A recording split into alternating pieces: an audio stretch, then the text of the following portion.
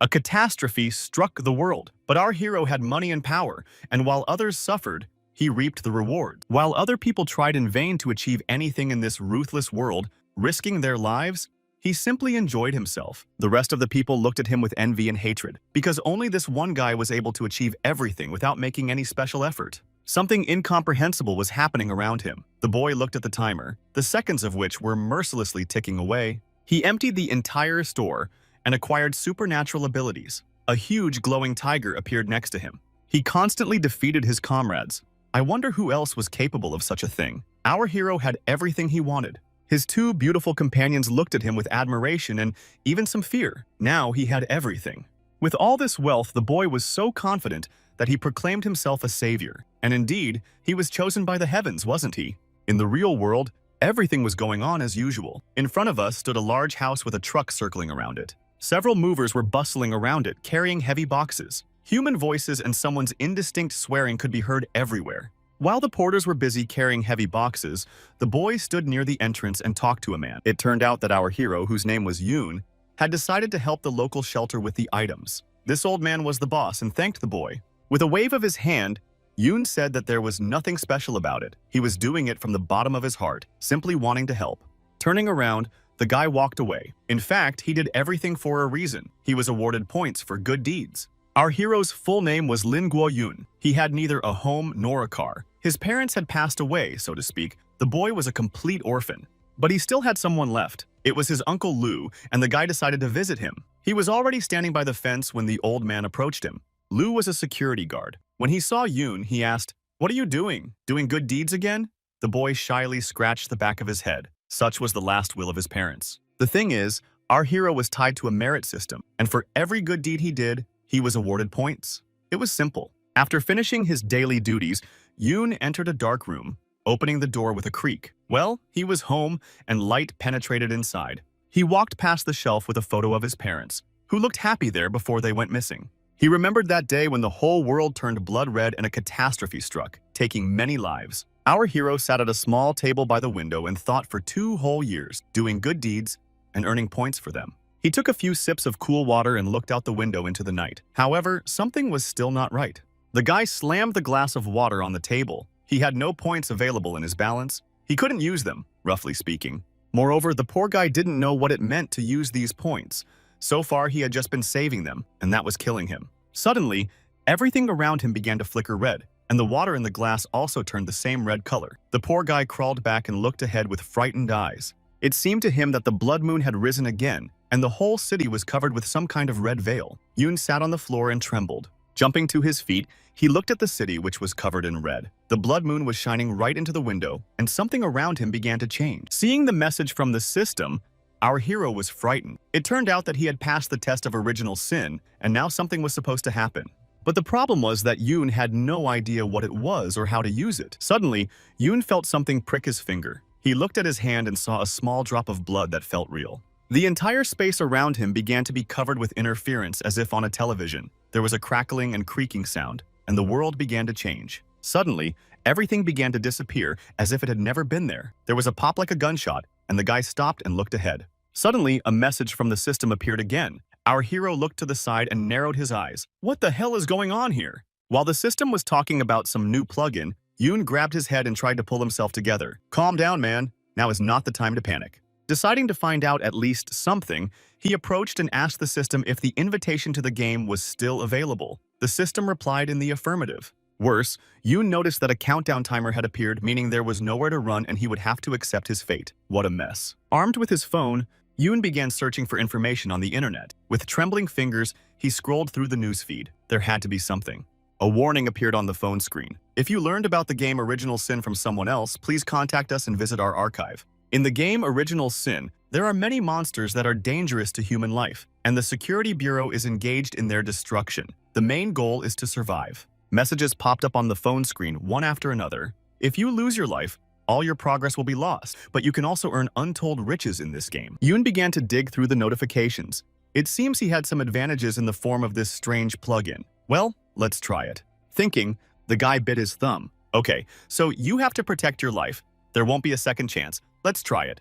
In a few days, Yoon managed to gather food, water, medicine, and at least some clothes, which was already something. But as soon as he finished his preparations, everything around him began to flicker with these strange disturbances, and things began to dissolve. It was as if the whole world had collapsed. The ground flew out from under his feet, and the poor guy flew somewhere very deep into some kind of hole. And now, frightened and trembling, he sat at some strange table and stared wide-eyed in front of him. Turning his head, Yoon saw several more people sitting nearby. There was a deathly silence. No one said anything. Suddenly, one of the people, a middle-aged man with gray hair, fell off his chair in surprise. Yoon immediately jumped up to him and tried to help. "Grandpa, are you okay? Maybe you need help."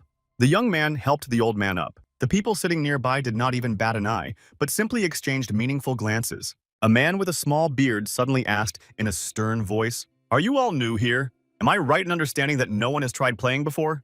A girl with glasses was sitting next to him. She asked in a frightened voice, "You're not new to this game, am I right? So it's all true." Sighing, the man tapped his fingers on the table. "Yes, all the information is accurate. If you become a player, you will have to participate once a week." Yoon listened carefully and looked at the strange man. It seems that this guy knows more than everyone else. I should take a closer look at him. After the man finished speaking, the guy in the cap and the girl with glasses cried out in unison, "This is pure madness!" Losing his patience, the man slammed his fist on the table with such force that it cracked, and everyone around him fell silent. His eyes became wild and bloodshot, and his voice became rough. "Yes, you're right, this is a dangerous game.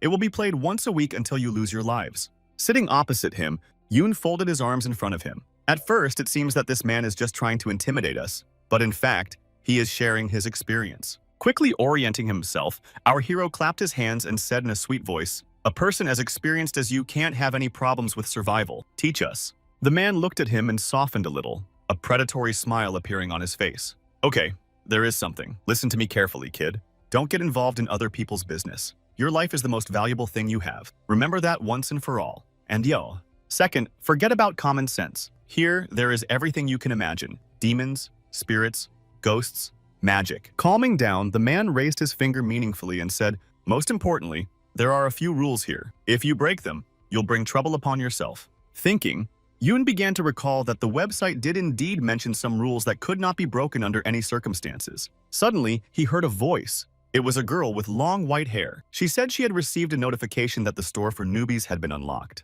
After these words, notifications also began to appear near the other players, and their stores were unlocked. The same man waved his hand. "Well, take a look. If you have eyes, you will only be able to buy after the first round." The girl with glasses looked at her notification with surprise and interest, but didn't say a word. Suddenly, a dissatisfied voice was heard. It was a guy in a cap. "What's the point of opening a store if you can't use it? It's some kind of mockery." Finally, the old man also raised his hand and addressed the man. "Listen, we can get money for these points, right? That's right, isn't it?" He smiled and looked condescendingly at the old man. "Listen, you're a good joker. Points can only be exchanged for in-game items." And then Yoon smiled. It turned out that the system offered him to exchange virtue points for game currency at a rate of 10 to 1. It was a gift. The guy immediately began counting on his fingers how many points he would get, his cheeks glowing with joy. Our hero already imagined that he would be able to get 14 million points, a whole fortune. So that's what they're for, it turns out. Okay, let's open the newbie store. Yoon began to study the interface with interest, which now didn't seem so strange to him. There were various potions and items to improve the gameplay. In principle, they weren't that expensive, so he could stock up to his heart's content. After thinking for a moment, the guy realized that he only needed to spend a few thousand points and the store would be completely empty. Well, so be it. He snapped his fingers and ordered the system to exchange 10,000 points to go all out. Dozens of notifications about receiving items immediately began to appear near his face, and a smile spread across the guy's face. Suddenly, from somewhere on the street, he heard someone's squeaky voice. Another wonderful time of the year when the ghost wedding is celebrated. The guy in the cap and the girl in glasses looked at each other fearfully. Outside, 2 lanterns were burning, and a strange voice could be heard. "What the hell is this?" The same man slapped his hand loudly on the table. They closed their mouths. "The game is about to begin. Enough chatter." Somewhere in the house sat a ghostly figure. Somewhere. I saw strange clothes. 2 candles burned nearby. A voice could be heard humming a strange song. A notification appeared in front of the company. "Survive until the end of the wedding." People raised their heads and looked ahead with frightened eyes. Suddenly, strange figures resembling zombies began to appear around them. Their eyes were burning, and they were eating. A girl with white hair looked at these people with disgust and asked in a trembling voice what was wrong with them. The man who had already taken on the role of leader sighed. "Better not to ask. The less you know, the better you sleep. You know the saying." Suddenly, a strange, bald old man appeared behind the boys. He asked in a creaky voice, "Dear guests, why aren't you touching the food?" The people shuddered. Yoon turned his trembling head toward the old man. He exuded such a monstrous aura that goosebumps ran down everyone's spine. What kind of monster was this? The girl with glasses grabbed the chief with trembling hands and asked the old man, "What should we do now?" The man just remained silent. Now it was clear that even he was a little worried. Looking at her, the man snorted, "Just ignore him and you'll be happy?" The old man continued, his mouth beginning to grow slightly. "Surely our dear guests will not show us disrespect. Pour them some wine immediately." The strangest people began to crowd around our heroes. The aura began to thicken with every passing second. A pig's head and apples was placed in front of our hero. Yoon thought to himself, "The dish looks luxurious, but why is everyone here so emaciated?" Two ghostly figures of girls began to hover around him. Their mouths were full of sharp teeth, and they began to offer food eagerly. Plates of food immediately appeared in front of the guy's face. The smell coming from them was not the most pleasant, and the poor guy shuddered. The ghosts began to offer food and drinks, and the players felt very uncomfortable, except for the bearded man, who just sat quietly. Two children with teeth as sharp as razors appeared near the old man and began shoving plates of food in his face. The old man could barely hold on. In the end, the poor old man couldn't resist and took the offered treats and tipped a small saucer of drink into his mouth. He looked at the children with crazy, frightened eyes. "See, Grandpa's finished," the old man smiled nervously. But then something incredible began to happen. His face changed, turning green, and his eyes filled with blood. The poor old man fell to the ground with a crash, knocking over the chair. Foam came out of his mouth. He grabbed his throat and began to wheeze. The ghosts surrounded him and began to laugh. Just one sip and he was already drunk. How was he going to make it to the end of the wedding? A girl immediately rushed to the old man and began to examine his dilated pupils and rapid breathing. He was definitely poisoned. And then Yoon finally realized what was wrong. All the food was probably poisoned. There were a lot of traps in this game. Now it was clear that he had a special mission. Meanwhile, the other participants just sat there. The man tried to ignore the annoying ghosts and even closed his eyes to do so. The girl with glasses clutched her head and was already crying from fear, but tried to hold on with grief in her heart. Seeing the old man, the girl approached the leader and grabbed him by the shoulder. "What should we do? We can't just leave him like that. We have to save him." In the end, the man couldn't take it anymore and pushed the poor girl away. "I told you to just sit there and ignore them. It's his own fault. Don't put yourself in danger." And then, as is customary in this genre, our hero stood up and said in a calm voice, "I'll help him. Don't worry." The boy was holding a purification pill, a small purple ball filled with medicinal herbs for healing. A smile spread across the boy's face. "So that's what those items from the beginner's store were for, and I must say, they are very useful." He quickly brought the glowing pill to the old man's mouth, and the light began to intensify. The poor old man was barely breathing. The other participants simply gathered around him. The smell of the pill turned out to be quite pleasant, like some kind of flower. Meanwhile, the old man was already on his last breath. Yoon approached him and was about to put the pill in his mouth. The bearded man watched what was happening with surprise and fear. Where did this guy get such a thing? He's just a beginner. Don't pay any attention to him. Yoon opened the mouth of the old man, who was barely breathing, and was about to put the pill in his mouth. A second later, the old man came to. His body began to twitch and a heavy sigh was heard. The girl with glasses was horrified. He could do it. Yoon took the old man by the arm and helped him up. The lucky man muttered something under his breath, some words of gratitude. As soon as our hero saved the old man, money began to pour in, and merit points began to accumulate. It turns out that the secret mission was to save the poisoned man. A smile appeared on the guy's face. "So, for this mission, I received even more merit points, but there was also some kind of notification. It turned out that in addition to the basic mission of survival, there was a whole chain of additional missions." Yoon began to think about how he could complete them. People continued to glance at each other, and our hero pondered where he could find these hidden missions. They must be hidden somewhere. Lowering his head, the guy thought, of course he wasn't lacking anything, but it wouldn't hurt to have it. It might help me. The other participants just glanced at him with some distrust. It seemed they had already begun to suspect something. By the way, where had the villagers gone? Indeed, looking around, the guys did not see those very ghosts. The hall was empty, as if no one had ever been there. Lifting a small plate, our hero said in a serious voice, "Maybe they just left while we were distracted by the old man, but we can't relax." The guy in the cap jumped up and ran quickly somewhere to the side. "We can't just sit here and wait. We have to do something." The man tried to stop him, but it was too late. He shouted something after him. "Stop acting like a madman. Stay where you are." However, the young man did not listen at all. He grabbed the door with his hands and tried to open it, but the entrance was locked. The man's heavy hand fell on his shoulder. His voice was heard, and the guy in the cap felt himself being pulled back. The man threw him away from the door. "I told you to stay where you are? Are you tired of living? Stop fooling around." The young man flew to the side and slid across the cold floor, nearly losing consciousness. And the man continued to rage, "Are you really so tired of your life? Stop putting yourself in danger." The frightened boy raised his head but did not dare to say anything in response. He just sighed heavily and looked ahead. Yoon intervened in the conversation and said that the man was probably right, that the locals were clearly hostile towards them and that they needed to be more careful. Finally, the man snapped, "There are no clues here. How do you know there are no traps on the street? What's the point of going out at all?" Raising his finger, Yoon said in a mysterious voice, "Do you know that we have an ally who can help us, so don't jump to conclusions?" The girl with white hair looked at him questioningly. "And who is this mysterious ally? Tell us." "It's the bride, the girl who was sitting in the locked house. She was dressed in bright red clothes that radiated energy." Pointing his finger at the wedding house, the guy said, "Since the marriage was with a ghost, the bride is also a kind of hostage. It's in her best interest to help us."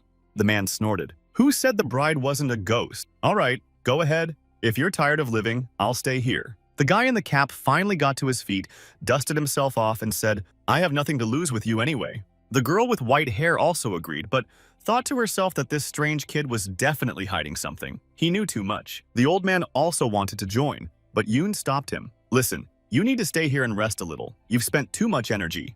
Only the two of them remained, the girl with glasses and the angry man who was always yelling at everyone. The frightened girl leaned against the man and said she would stay with him. Yoon patted him on the shoulder and asked him to take care of these two. "If anything happens, call for help immediately." The man just gritted his teeth. In the end, the trio of brave souls headed for the exit to find at least some answers to their many questions. Quickly opening the door, Yoon entered first. There was the same red mist, only much thicker. The atmosphere here was heavy and it was difficult to breathe.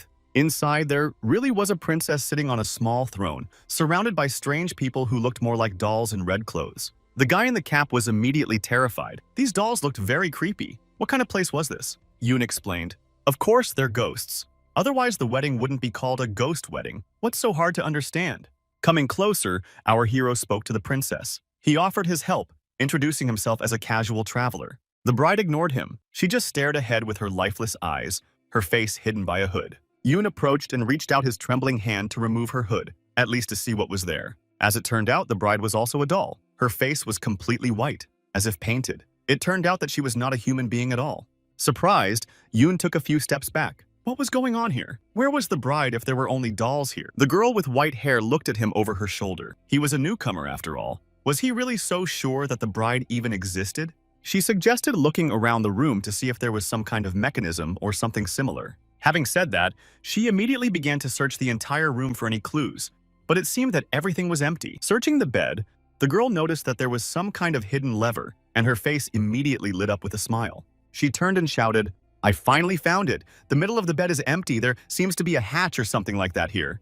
Looking at her, Yoon thought to himself, she's not as simple as she seems. When the old man was poisoned, she was the first to figure out what was going on. She's smart and brave. The guy in the cap approached her and lifted her up in his arms. "Move over!" Yoon didn't have time to stop him when he heard a crash behind him. The bride doll fell to the floor with a crash and flew to the side. Now, all that remained was to move the bed. All three of them grabbed the left side of the bed and began to move it to the side. There really was a hatch under it, with a small wooden ladder leading down. Of course, it was questionable whether they should go down there. Overcoming his fear, Yoon said in a trembling voice, "Let's go down. There's no other option."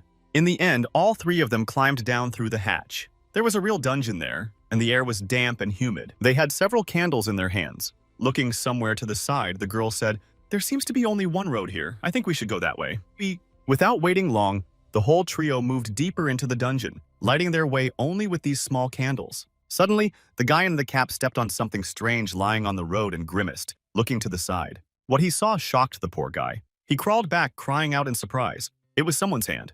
A girl with white hair came closer and picked up the hand. It was made of paper, just like those dolls. With an inquisitive gaze, she began to examine the area. There were about 6 more hands like it here.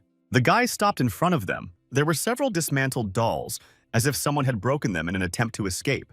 The guy in the cap lit a candle and examined the limb, now without fear. But why were all the dolls destroyed? Suddenly, a strange thought came to our hero's mind. The boys felt a chill run down their spines. "I think these dolls remind me of someone.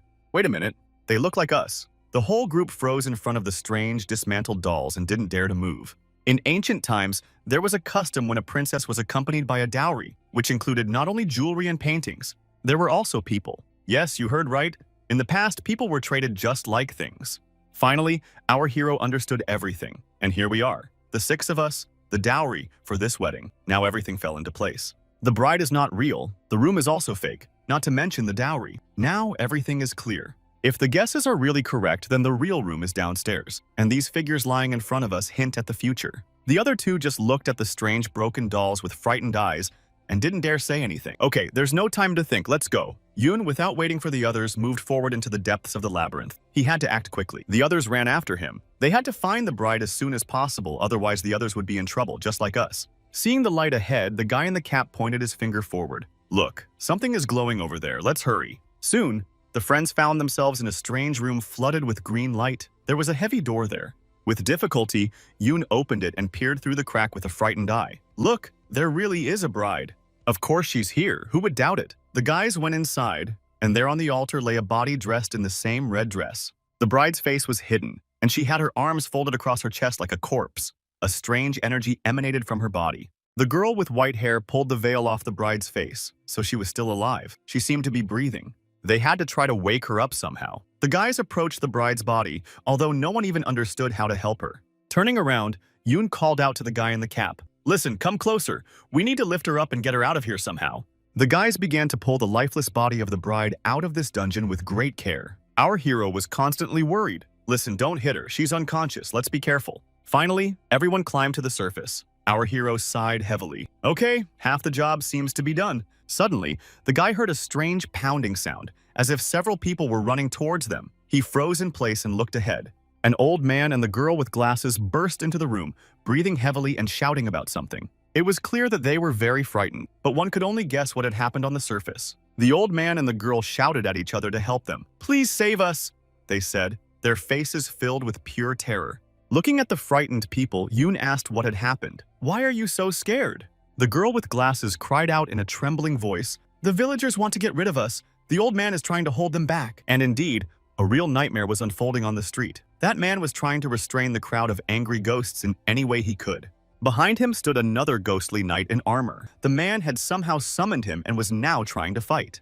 But it seems that this only angered the villagers, and they jumped on the unfortunate man like a pack of wild animals. The ghostly knight began to destroy them one by one. The man was doing well so far, but there were more and more monsters. The ghostly servant was indeed strong. It was interesting to wonder what kind of power this was, perhaps some kind of special buff. But suddenly, the ghostly knight attacked his master and stabbed him in the back with his sword. The man cried out in surprise. Yoon looked closely. Indeed, the phantom had attacked his master, leaving a cut on his body. Perhaps this was the price for summoning his ally. A notification immediately appeared in front of the boy, and indeed, the servant was feeding on his master's pain. Now everything became clear. The others watched as the ghost warrior destroyed the monsters one by one, striking his master along the way. The girl with glasses looked at this man with admiration. What strength and endurance he had. In a serious voice, Yoon said that using such power was costly. This poor man would not last long, so he needed help. He grabbed the frightened old man by the shoulders. Listen, you searched the yard before coming in here. Did you find anything or not? With a trembling voice, the old man replied, Yes, I saw a small wall. It's not very high, you can climb over it. It's in the western part.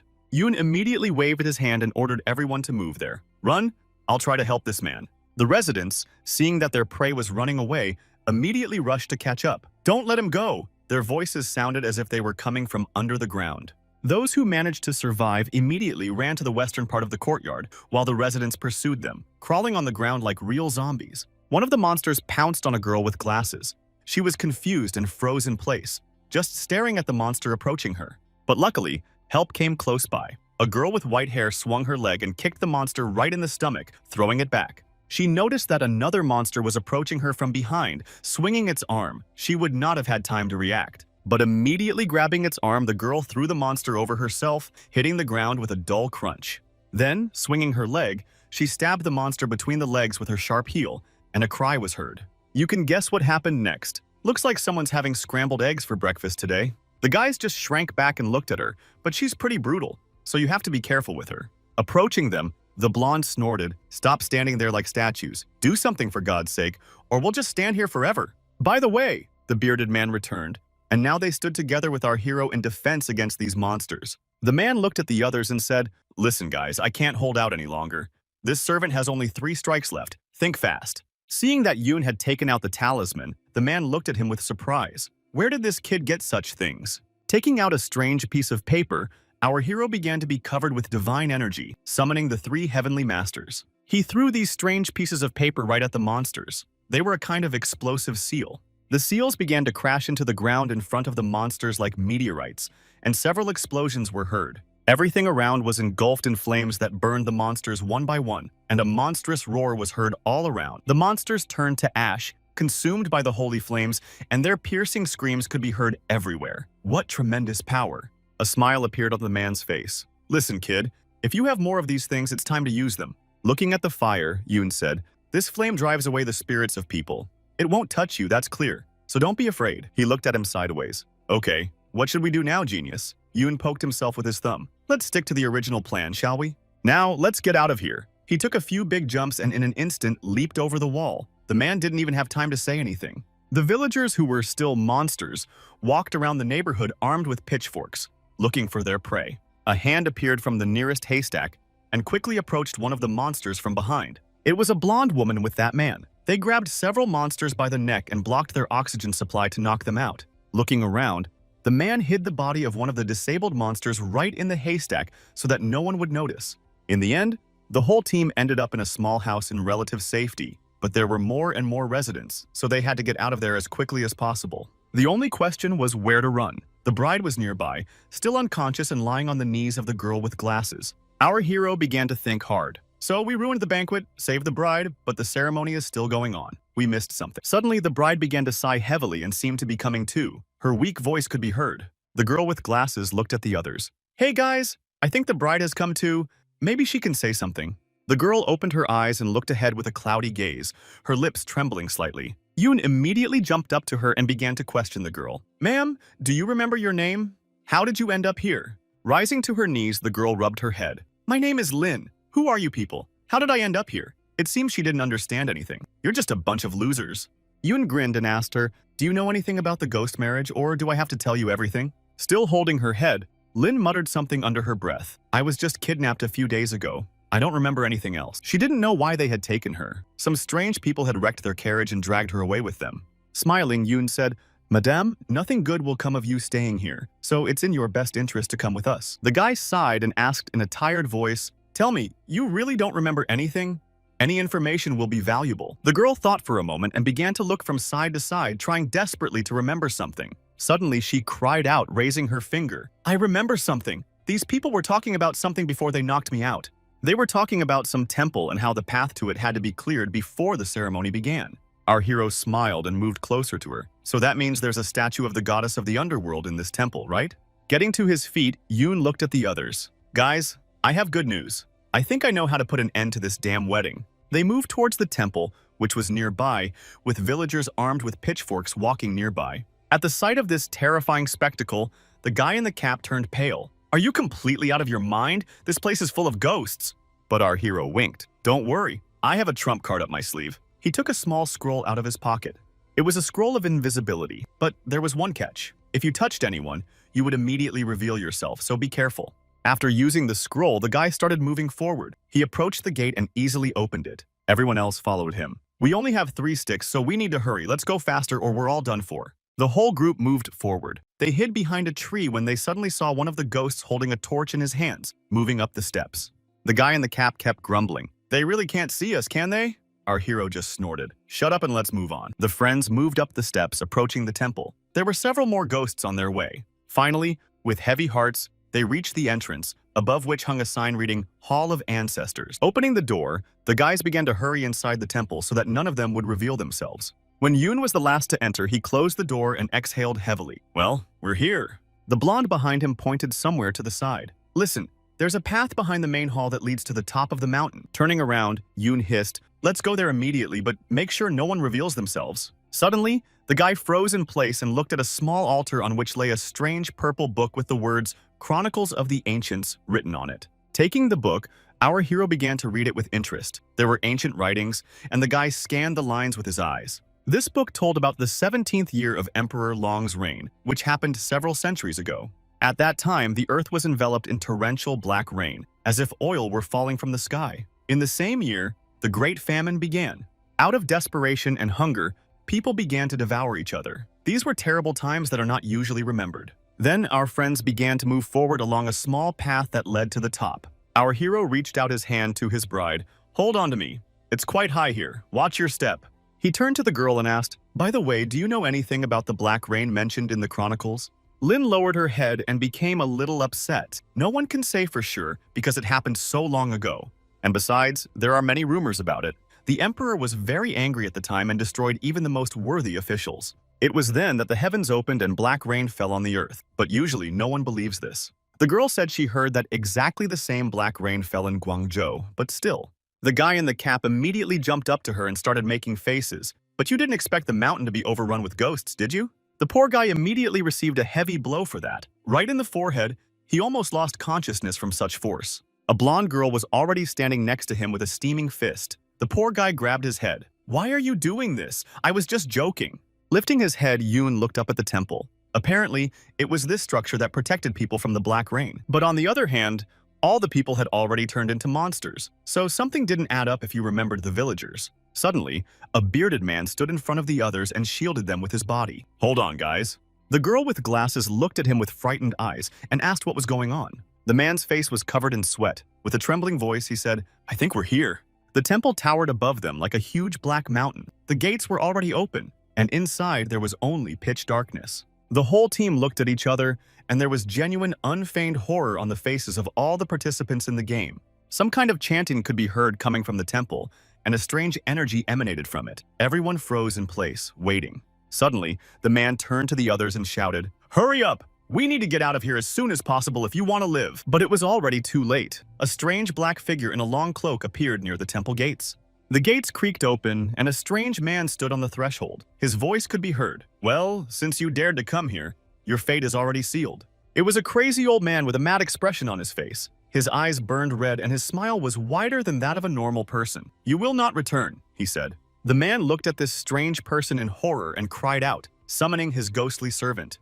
A knight immediately appeared behind him. There was no other option, and he didn't care that it would be very painful. The strange ghost grabbed the knight. "What is this exorcism? Are you from the reincarnation sect? Did I understand correctly?"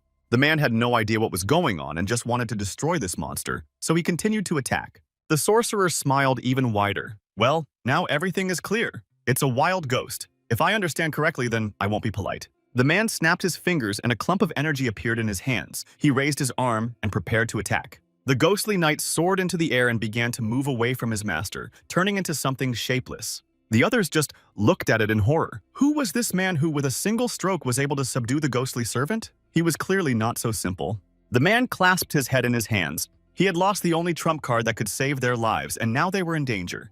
The monster held a strange object in its clawed paws, which was pulling the ghost right into itself. The monster's smile spread even wider. It was a great rarity to get such a ghost. May the Mother of Spirits bless you. Completely exhausted, the man fell to his knees and lowered his head. He had already lost all hope of salvation. His strength was leaving him. Finally, the completely exhausted poor man fell face down on the ground with a loud thud. Then the terrible old man turned his eyes to the bride. "Judging by your attire, the wedding is in full swing." His eyes flashed with rage. Lin shuddered under his gaze. The girl was terrified and fell to her knees, unable to move. She began to wave her arms and beg the terrible old man not to come near her. It was clear that she was scared out of her wits. The old man approached with calm steps. "Look at her, white skin, bones like jade, an excellent specimen." He smiled at the bride. These fools had found an excellent match. His face was completely insane. The goddess of the underworld would be pleased. But suddenly our hero intervened in the conversation. Why would the mother of ghosts need this girl? The monstrous old man turned his eyes on him. "How dare you interrupt me, you little scoundrel? Are you tired of living?" Yoon understood that being afraid was not the best idea right now. He just needed to stall for time somehow. He pointed at himself and smiled. "Listen, but we don't have much time left as the bride's escorts, right?" The old man's heavy hand immediately fell on the boy's shoulder. "How interesting. You're wearing strange clothes, I must say." The monster came closer. "You still dare to argue with me knowing that your days are numbered? How bold of you, young man. Who are you anyway?" Yoon forced a smile. "I'm just an ordinary traveler. According to tradition, we don't know the reason for our demise, but afterwards we become wandering spirits. That's why I dared to ask." The old man smiled, and a ghostly fire appeared in his hands. "So you don't want to become a spirit? You want to know more?" Our hero glanced over his shoulder at the other participants. signaling that they should not make any sudden movements. The old man suddenly laughed. All right, I'm in a good mood today, so I'll tell you. Of course, you're right about the mother of ghosts not giving up on this marriage. You are absolutely right about that. The fact is that the bride is marrying Vajrasadhu. That's the reason. He looked at the other participants. As for you, you are just part of the sacrifice, that's all. The old man waved his hand. Don't worry. I'll make sure that not even the slightest wandering spirit remains of you. He waved his hand, and hundreds of ghosts moved straight towards the guys, opening their hungry mouths. A cry from many voices was heard. All the participants in the ceremony found themselves locked in some kind of ghostly cage, with blue energy spreading everywhere. The old man just looked at them and smirked. Apparently, he was pleased with the effect he had created and was eager for the wedding to end. But suddenly, a strange flash of yellow light appeared behind him. The old man looked up to see what it was. Behind the players, a huge ghostly tiger appeared, gathering speed and moving straight towards the old man, who didn't understand what was happening. It turned out that Yoon had bought the amulet after all, and now was the time to use it. The guy was approaching the monster. The guy in the cap crawled back and shouted in a trembling voice, I thought I was done for. You saved my life again. I'll be indebted to you until the day I die. In our hero's hands was a white tiger figurine that restored his spiritual strength almost completely. Turning to the others, Yoon shouted quickly, Get out of here! Blocking one attack will require a lot of energy. I'll try to buy some time. The stunned blonde looked at him with surprised eyes and seemed to freeze in place. But in the end, she agreed and waved her hand. Okay guys, let's get out of here. Let's not interfere with him. If you want to live. The old man was shocked. Where did this boy get such amulets? They're middle class. I didn't sense any power from him at all. Finally, getting to his feet, the demon asked, Who are you really, kid? You're definitely hiding something. Spreading his arms, Yoon smiled kindly. I told you, I'm just a wanderer. Let's continue our pleasant conversation and not fight. The old man lost his temper. How dare you talk to me like that, you insolent brat? You're just a petty rat. Swinging his staff, the old man sent dozens of ghosts straight at the boy, intending to destroy him. Our hero just stood in front of him and waited, knowing that the battle would be very difficult.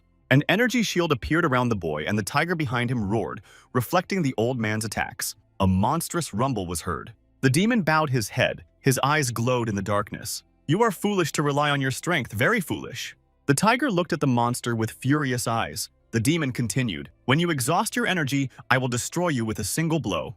All hell broke loose around them. The ground began to shake beneath their feet. Yoon tried to escape the blow somehow. The demon rejoiced. Well, what's the matter, kid? You're not as quick as you were last time. Stopping, Yoon caught his breath. It's bad if I keep running away and don't take the initiative. It won't end well. The guy waved his hand and ordered the white tiger to move forward and attack at last. The white tiger leaped forward and began to approach the monster with long strides, opening its wide mouth. Its huge paw flew over the old man, and in another second, there would have been no trace of the demon left.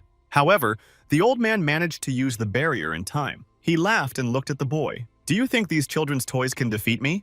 He stretched out his clawed paw covered with energy. After your death, I will take your soul. I will use ghost fire and vengeful spirits.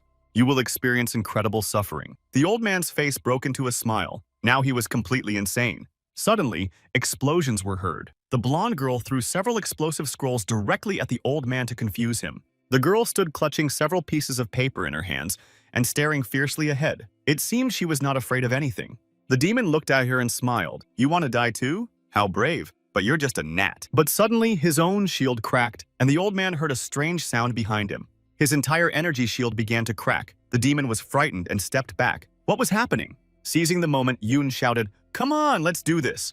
We only have one chance. Swinging her arm, the blonde launched several more explosive scrolls directly at the old man, and a monstrous roar was heard. When the dust settled, our hero looked at the demon. It seems your spiritual energy was depleted much earlier, old man. The demon looked ahead with crazy eyes and shouted, That's impossible, it can't be, because the statue is still intact. Raising his finger, the guy smiled. You're right. As long as the statue is intact, spiritual energy cannot be depleted. That's right, isn't it? The demon looked at him with surprised eyes and took a few steps back. Now he no longer looked so confident in his victory.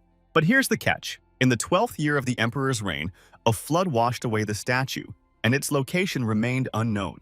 The locals tried to find it, of course, but to no avail. It was lost forever under a layer of silt and mud.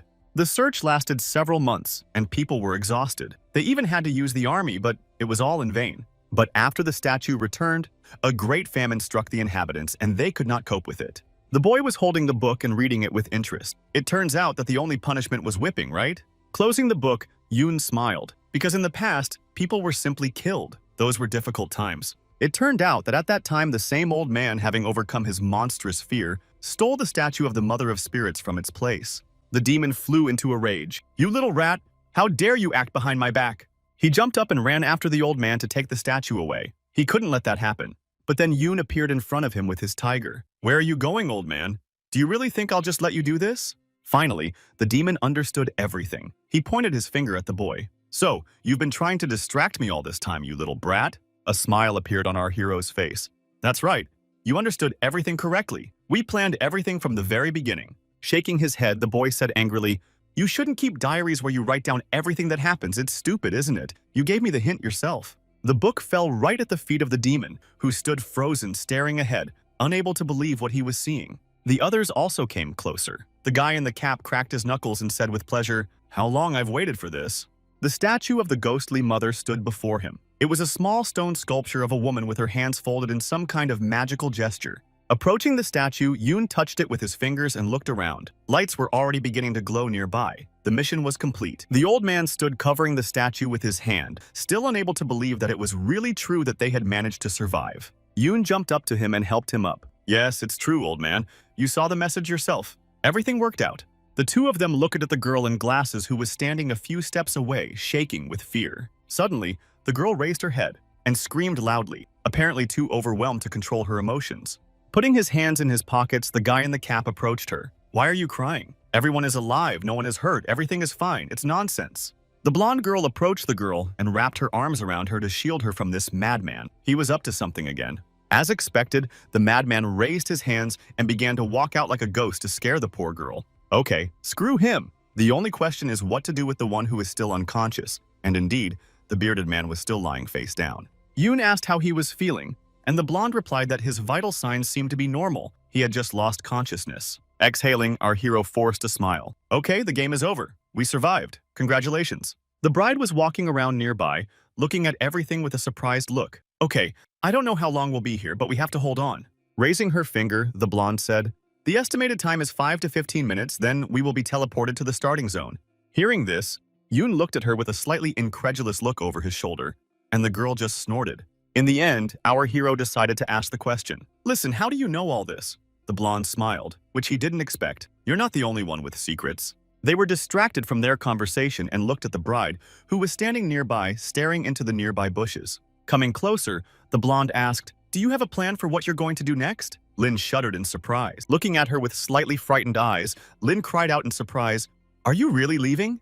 The blonde took a few steps closer and looked at the girl with a searching gaze. Suddenly, they both flinched because they heard a strange sound behind them, like a rumbling and hissing. Several horsemen began to approach them from the darkness of the night. They looked like clay statues riding horses. But in reality, they were people. Several soldiers dressed in ancient uniforms who stopped in front of them, their horses rearing up. The whole team froze in place, ready to fight back. Could it be that the enemy was coming again? Their strength was already running out. Yoon was already prepared and crouched down, but his bride suddenly said, "Please spare them.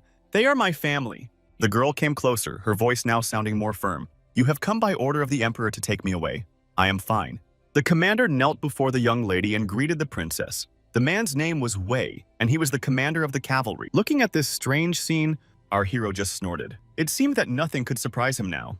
The guy's hand began to be covered with interference, just like last time. He smiled. "Well, it seems there is no need to worry about what will happen to it." Noticing that his body was undergoing some kind of metamorphosis again, our hero looked in horror at his hand, which was beginning to dissolve into thin air. The blonde looked at the frightened bride and said, "I think it's time for us to say goodbye. Our paths are diverging," and dissolved into thin air. Our heroes began to teleport away, leaving the disheartened bride with the guards in their strange world. The soldier just snorted at them. There was no trace of them left. "Madame, who are these people?" Lin said. She didn't even have time to find out their names. What a pity. In the end, our hero found himself in a strange space. The store was still open, and there was time to explore it thoroughly before the next task. Yoon was a little upset. The reward for completing the mission was too small, not even enough to cover the costs of the mission. What a pity. He remembered the man's words before the battle began. If you only complete the main tasks, you can only save up for one item. The boy thought about it and now understood why the man hadn't intervened. He simply didn't want to spend his points. Waving his hand, Yoon smiled. "Okay, I shouldn't worry about it. There are more items in the store. There won't be enough." In the end, Our hero returned to the real world. The teleportation happened quickly, and now he was standing in his familiar room. Quickly examining his body, the guy realized that he had returned to where he came from and seemed to be safe and sound, which was good. But only a few minutes had passed in the real world. Suddenly, the poor guy grabbed his head, which began to split with pain. God, what's going on again? Finally, exhausted, he plopped down on the bed next to him. Okay, I need to get some sleep. I'll figure out the rest tomorrow. His eyes opened only when bright rays of sunlight fell on his face. Yoon sighed heavily and finally came to his senses. On shaky legs, he tried to stand up. His body still ached, and he felt as if he hadn't rested at all. It was still too early when a knock on the door woke him up. Who on earth was coming at such an early hour? Couldn't they sleep? Still sleepy, the guy moved down the hallway, almost instinctively, as the knocking on the door continued insistently. It turned out that the blonde girl was standing on the threshold. She introduced herself. It turned out that she represented the Human Security Bureau and asked for his cooperation. His sleepiness vanished, and Yoon suddenly understood everything. So you didn't just show up there by chance? Where did the organization get my address? The girl continued in a calm voice. Original Sin chooses people at random. Our meeting was just a coincidence, nothing more. Behind the girl stood a Special Forces soldier holding a loaded automatic weapon, ready to take action at any moment. Yoon sensed that something was not right and shuddered with fear. Listen, is this case you mentioned somehow connected with kidnapping people? The blonde snorted. What nonsense. As long as you cooperate with us, we will ensure your safety and nothing will threaten you. Yoon's trembling finger pointed to the machine gun peeking out from around the corner. Then how do you explain what an armed soldier is doing there? The blonde leaned close to him, her voice firm. I repeat, as long as you cooperate with us, we will not threaten your personal safety. With a snap of his fingers, the soldier took the safety off his rifle, making it clear that it was better not to joke around and to agree immediately. Covered in cold sweat, Yoon immediately raised his hands. Okay, you've convinced me. I'll cooperate with you, but let's do this without that. Just give me time to change clothes. Looking at her wristwatch, the girl snorted, We're leaving in 15 minutes. If you make it in time, you're lucky. A few minutes later, the guy appeared near the car. It was a small SUV, and the blonde was already sitting behind the wheel. She looked at him with a lifeless gaze and ordered him in a cold tone to get in the car. The car sped off, and soon they were flying down the road, accompanied by two other SUVs. Yesterday's mission had been the most difficult one yet. Sitting behind the wheel, the girl finally relaxed a little. We survived only thanks to you. I am truly grateful. But the organization didn't find you yesterday. To be more precise, only someone at my level can reveal your qualifications. She pressed the gas pedal, and the car roared as it accelerated, releasing clouds of smoke from under its wheels. Soon they stopped near the Human Life Safety Department, which was a tall building more like a palace. The SUVs stopped near the parking lot, and several security guards rushed over to them. A man in military uniform leaned over and demanded clearance. The blonde rolled down the window and handed him a small piece of paper. After scanning it with a sensor, the soldier nodded his head, indicating that everything was in order and they could proceed. Welcome to headquarters. The concrete barrier disappeared, and the cars drove freely into the large building. Soon they were sitting in a small office at a square table. The guy asked, Why did you bring me here? She just snorted, You'll find out soon enough. The door opened and none other than Uncle Bai appeared in the doorway. He greeted the boy. Yoon jumped up from his seat. What are you doing here? The boy's face showed pure, genuine shock. He knew this uncle as an ordinary security guard. What kind of joke was this? But now Bai looked completely different. He was wearing a professor's robe. Apparently, he was not just a security guard. It turned out that this man was a famous folklorist and historian. Seeing the confusion on the young man's face, the professor laughed. I'm just like you, a player. I do research and excavations. What's so strange about that? The blonde leaned over and explained that this man was one of the most important members of our organization and also the honorary deputy director. The old man waved his hand dismissively. Don't exaggerate. If it weren't for the disappearance of my predecessor, I wouldn't have gotten this position. Hearing the name of one of his parents, the young man jumped up. Did they also work in this bureau? The old man just smiled good-naturedly and became somewhat sad. It seems you really don't know anything. The fact is that your parents are considered the founders of this bureau, so to speak, the old-timers. They were the first to discover the anomaly. The professor sighed and lowered his eyes, but unfortunately, heaven always takes the best. I'm very sorry, kid. Yoon grabbed his shoulders. So it turns out my parents are alive and there was no car accident. What happened to them? The professor paused for a moment, looking at the blonde woman as if asking her permission to talk about it. The girl immediately jumped up and interrupted the old man. You have no right to talk about this. It's classified information. Hearing this, our hero began to get angry. Why can't I find out about my parents? What kind of joke is this? Handing him a small folder, the blonde said that in order to find out, he would have to sign an agreement and become a member of the organization. Only now did Yoon realize that some girl was trying to trick him. He looked at the folder she held out to him with suspicion. Immediately, images of huge monsters attacking the city appeared before his eyes. Frightened residents trying to save their lives. Would he really have to become part of this nightmare? As if to confirm his words, the blonde continued, "Yes, you're right. If you sign, you'll become part of the battle." Rereading the agreement, Yoon said in a trembling voice, "It says here that you don't send people on missions from which they cannot return." The serious-looking girl said, "Yes, we don't send people and sacrifice them just like that," but then she fell meaningfully silent. "There is only one exception. If the sacrifice is worthwhile and helps save more lives, then we will make an exception." Yoon immediately signed the document. "All right, then, I will definitely find out the whole truth no matter what it costs me." Several people sitting in a large office were already watching them through the camera. Someone's voice was heard. "So, what do you think about this guy?" A man in military uniform with a scar on his face snorted. "He's arrogant, cocky, and too quick-tempered," his colleague said. Another man smiled. "Isn't that cool? We haven't had such lively employees in a long time. By the way, why is it so dark in here?" He turned around, walked over to the light switch, and clicked the button. The lights came on in the room. The soldier frowned and gritted his teeth. "I am responsible for doubt, and you are responsible for faith. Everyone has different responsibilities, don't forget." The professor said he has a few more projects, and Ching will take care of your training. As a result, the door slammed behind the old man, and our hero was left alone with the girl in an empty room, feeling that he had been deceived. They sat down at the table opposite each other, and an awkward pause ensued, with neither of them daring to speak first. Finally, overcoming his nervousness, Yoon opened his mouth to say something, but only stammered. The girl interrupted him, moved closer, and introduced herself, saying that she was the former head of a special analytical group at the Human Security Bureau. They shook hands, and the guy didn't even understand how it happened. He hesitated and scratched the back of his head, clearly not knowing how to continue the conversation. Or perhaps he was just very shy. It turned out that this girl already knew everything about him. His name, age, and even the fact that he was currently unemployed. They started taking pictures of our hero for the record, and so you, the son of the founder of the organization, dropped out of your university. And there is also a suspicion of non-traditional orientation. After this phrase, Yuan couldn't take it anymore and literally tore up the poster, shouting that everything was fine with her. After calming down, he sat back down. Ching continued in a calm voice. "As you already understand, we know a lot about our bureau, and we have a couple of questions for you." She folded her arms across her chest. "We are, so to speak, an official organization investigating all unusual incidents, including the game Original Sin. It seems that our hero has already gotten used to his role as an employee, and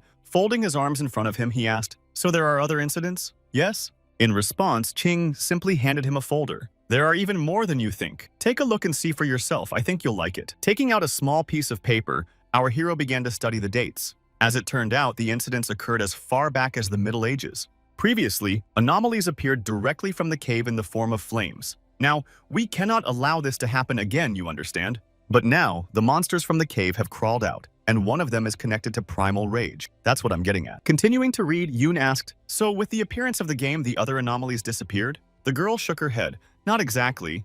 They turned into their own little worlds." She raised her finger. "The anomaly now works like a black hole, sucking in everything in its immediate vicinity." She got up and took a few steps toward the wall, where there was a small button. Our hero turned to her. King continued, "Right now, the main task of our organization is to fight anomalies like this. That's what I'm talking about." She pressed the button. Behind the girl, a small board appeared. Yoon looked at it and raised his eyebrow in surprise. "What is this?" Without answering, she began to write. And here is the first derivative. The players, that is, you and I, the people who got into the game. By the way, these players are out of control, which is the first problem we will face. The thing is, people who accidentally gain this power start doing evil things and feel like they can do whatever they want, like they're God. As you understand, our organization is engaged in capturing and restraining such individuals so that they do not harm society. Finally, looking up from the sheet, Yoon asked with interest, "What is the second problem then?" Continue writing. King wrote another word, dungeons. "So there you have the second problem. They also appear randomly." Leaning toward the guy, Ching continued, "And here's another thing. The term doesn't refer to the dungeons of our missions in the game.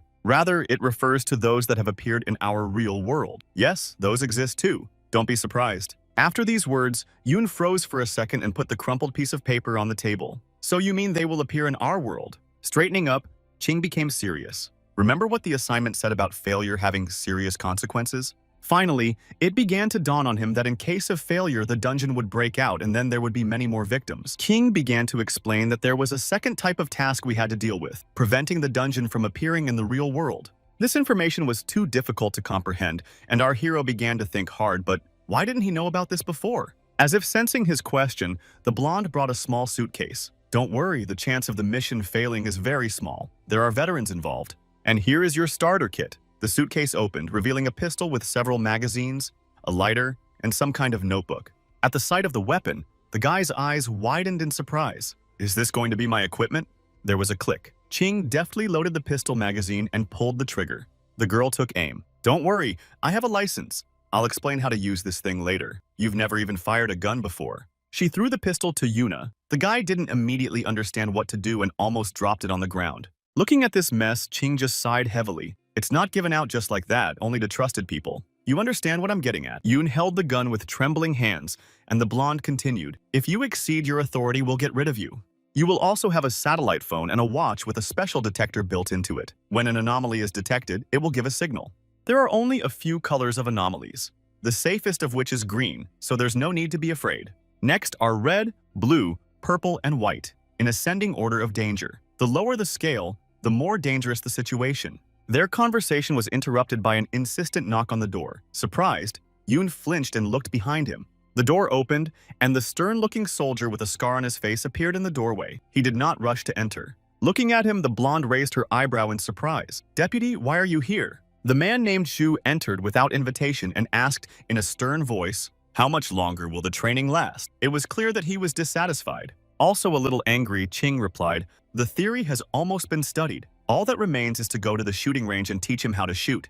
The soldier took out a stack of papers. That can wait. We have an urgent task, please read this. He handed out the papers to those present, and the guys began to study the meaning of the assignment. The sheet read, Commission, Hut in the Forest. Mission type, Uncontrolled. Dungeon, Danger level, Night rank. What's the matter? Ching slammed her hands on the table. He's only just finished his first mission. What are you thinking? But the soldier was adamant. No, you either accept the mission or reject it. The man looked at the guy sitting next to him. With a trembling voice, Yoon said he wanted to know the consequences of refusing. Zhu sighed. Nothing special, really. They'll just erase your memory, you won't remember anything, and they'll send you back to where you came from. That was too much, our hero thought. What about the entrance test, the demonstration of strength and all that? Okay, to hell with it all. Without asking any more questions, the guy decided to accept the assignment after all. There was no other choice. The boss went about his business, leaving the two alone. And again, an awkward silence hung in the air. Yoon was the first to break the silence. He raised an eyebrow. Listen, is it just me? Or does the boss dislike me a little? Looking at him sternly, the blonde said, we don't usually hire people who have only completed one mission. They're still too unstable. But as you can see, we made an exception for you. We studied your file. And besides, the way you completed your first mission was impressive. They say that Mr. Bai and all the other members of the Bureau spent the whole night compiling your file. The guy tapped his fingers on the table. Apparently, he was still very nervous. Well, at least now I understand a little better. Yoon smiled. So I got here purely through connections and became something like, in response, the blonde just raised an eyebrow. You think too much, and that's harmful. My duty is simply to complete the mission. She showed him the earpiece in her ear and ordered him to put on one just like it. The intelligence team will contact you and fill you in on the details. Stretching, Yoon said as if on purpose, but you don't send people on obviously dangerous missions, do you? This made the blonde furious. She didn't answer, but simply walked past. Our hero was forced to agree. Okay, your deputy is a reasonable person after all. King left the office, closing the door behind her, apparently making it clear that the conversation was over. Finally, they went outside, where an SUV was already waiting. The blonde was the first to get behind the wheel. Yoon still seemed to be hesitating. From the window, she shouted for the guy to get in the car and stop dawdling around, because they had a mission to accomplish. And for God's sake, the girl touched her earpiece with her finger and requested additional information. A voice came from this headset. Connecting to the state network, connecting to the intelligence department, assistant chair on the line. This assistant turned out to be a girl sitting in the command center. Her name was Yuen, and she was surrounded by a multitude of monitors with lines of code running across them. The guys were already sitting in the car, and the methodical voice of the scout reporting information could be heard through the headphones. The intelligence officer continued to report that at the moment the group consisted of 3 people, and that was all the information about the incident with the hut in the forest. Were there any questions? The blonde nodded her head. No, we can proceed with the mission. She grabbed the steering wheel and pressed the gas pedal. It seems that our hero began to understand that the mission commander would be a veteran, similar to your commander who was just testing me. Lee, as it turned out, was not the most beloved member of the Bureau, so don't expect too much from him. The blonde hissed her last words through clenched teeth, as if out of irritation. Yoon looked at her and asked, "Why?" The girl just sighed heavily in response. "Okay, you'll find out when you see him in person, believe me, I'm not lying." The car began to pick up speed and was already racing down the highway, leaving clouds of smoke behind its wheels. When they met the veteran, he was in a rather unpleasant state. The man was sitting with his arms wrapped around a bucket, vomiting frantically. Seeing this, Yoon covered his nose with his hands. This is called a veteran. Lee was lying somewhere nearby, moaning. As it turned out, this man was an experienced player, but he was also a pathological alcoholic and a complete slacker. King sighed heavily for the 100th time. "Now you finally understand why I said he couldn't be relied on." "Yes." Behind our guys stood a squad of soldiers. Ching demanded that they give her a bucket of ice water. The soldiers immediately began to carry out the order. Poor Lee didn't even have time to recover before cold water was splashed in his face. The man didn't even quite understand what had happened. He immediately jumped up and began to look around with frightened eyes, wondering what had happened. Could it be that it had started to rain? Looking at him with obvious disgust, Ching said, "Wake up, drunkard. We're here on a mission, by the way." Raising his sleepy eyes, Lee said with difficulty, "I recognize that voice, Bluebird, yes." He immediately leaned back and lay down carelessly on the ground as if he were at a resort. The man immediately turned away. "I must be dreaming because I saw a blue bird. What a joy." Annoyed, the blonde began to massage his nose. "For God's sake, wake him up. If necessary, pour all the water on him and get him out of here. For God's sake." Turning around, she ordered one of the soldiers to follow her to the scene of the incident. The man holding the bucket in his hands saluted. Approaching her from behind, Yoon decided to ask, "Listen, he called you a bluebird, but why?" The blonde explained that it turned out to be her code name from her previous job, just like the killer whales. It turns out that she used to be a captain. One of the soldiers pointed somewhere in the direction of the scene of the incident. Soon, the squad approached a large house that looked like an old mansion, from which emanated a monstrous energy that filled the entire space. Our hero also felt it and raised his head. It was a real darkness and imbalance that simply could not exist in reality. It was like a puzzle or mosaic in which an inappropriate fragment had been squeezed in, namely this dungeon. The watch on his wrist began to beep frantically and glow, indicating that they were near the center of the anomaly. Raising his hand, Yoon looked at the beeping indicator. Maybe this meant that someone had escaped from the anomaly. Snorting under her breath, the blonde said, "This distortion is called Everyone Put on Protective Suits. Determine our location." The soldiers began to change into protective suits that looked more like spacesuits. Ching helped them, while our hero just stood and watched. Looking at her partner, Ching said, "We don't need these suits. I wanted to train you after the shooting, but you'll figure it all out on your own." Here's a quick overview. Anomaly is a general term for all kinds of supernatural monsters, terrain, rules, and so on. And distortion is an appendage, something like a virus or radiation. Have you heard of it or not? They infect ordinary people, which is why we need suits. That didn't make it any clearer. Yoon began to think hard. So if anomalies infect ordinary people, why aren't we wearing suits? Finally, it began to dawn on him. The guy raised his head. "It turns out we don't need suits because my players are right." The blonde nodded. "You're right. We've been distorted for a long time. As you can see, we're fine, so don't worry." Scene, it's getting serious. The scale is increasing with every second. How much time will it take to mobilize resources as quickly as possible? Report. Sitting at the computer, the scout realized it was already too late. There were no employees left in the city, only a village a short distance away. Thinking it over, the blonde ordered to prioritize and then submit a request for support immediately. Yoon approached her from behind and, with the air of a hero, said that he thought he could save the situation. "Just trust me." King folded her arms across her chest. "Listen, this is no joke. The hut in the forest is a powerful anomaly. Don't treat it so lightly. Besides, our goal is only to investigate and evacuate if the danger is too great, so we must act together." The girl stepped forward and jerked the door open. "Don't split up. Follow me." Suddenly, something caught her attention. Ching turned her head to the side and looked into the depths of the hut with frightened eyes. Only darkness was visible in the distance. Yoon supported Lee by the arms and also went inside. The veteran was still moaning from a hangover, but he immediately came to his senses as soon as he saw the scale of the problem. His face was still red, but his eyes already expressed concern. Yoon picked up the headset and reported that one of the group members had just disappeared before their eyes. "What the hell is going on here?" Sitting at the computer, Yuan shouted that one of your positions is lost. "I can't contact her. I repeat, I don't know where she is." Looking at the satellite phone, Yoon cursed. The satellite connection wasn't working either. There were no clues as to how to find her. Suddenly, Lee began to speak. but only one phrase came out of his mouth: "When we were on Earth." He stepped back and continued speaking. "It's obvious that our friend has simply been transported to another dimension. It's clear why we can't contact her." The man took out another bottle of alcohol from somewhere and began to drink greedily. "Orca, you were talking about problems with reality. Well, here's a joke for you." It turns out that the first group encountered a so-called spatial fold, where the length of the corridor exceeds the actual length of the building. But there had never been such cases before. The guys stood at the entrance, unable to decide whether to go inside. Looking at our hero, Lee smiled ironically. "It's nasty, isn't it? Don't you think about giving up?" After gathering his thoughts, Yoon exhaled. It was clear from his expression that he was not going to back down and intended to move forward. The guy raised his head and asked for a minute to think things over. The situation was lousy, no doubt about it.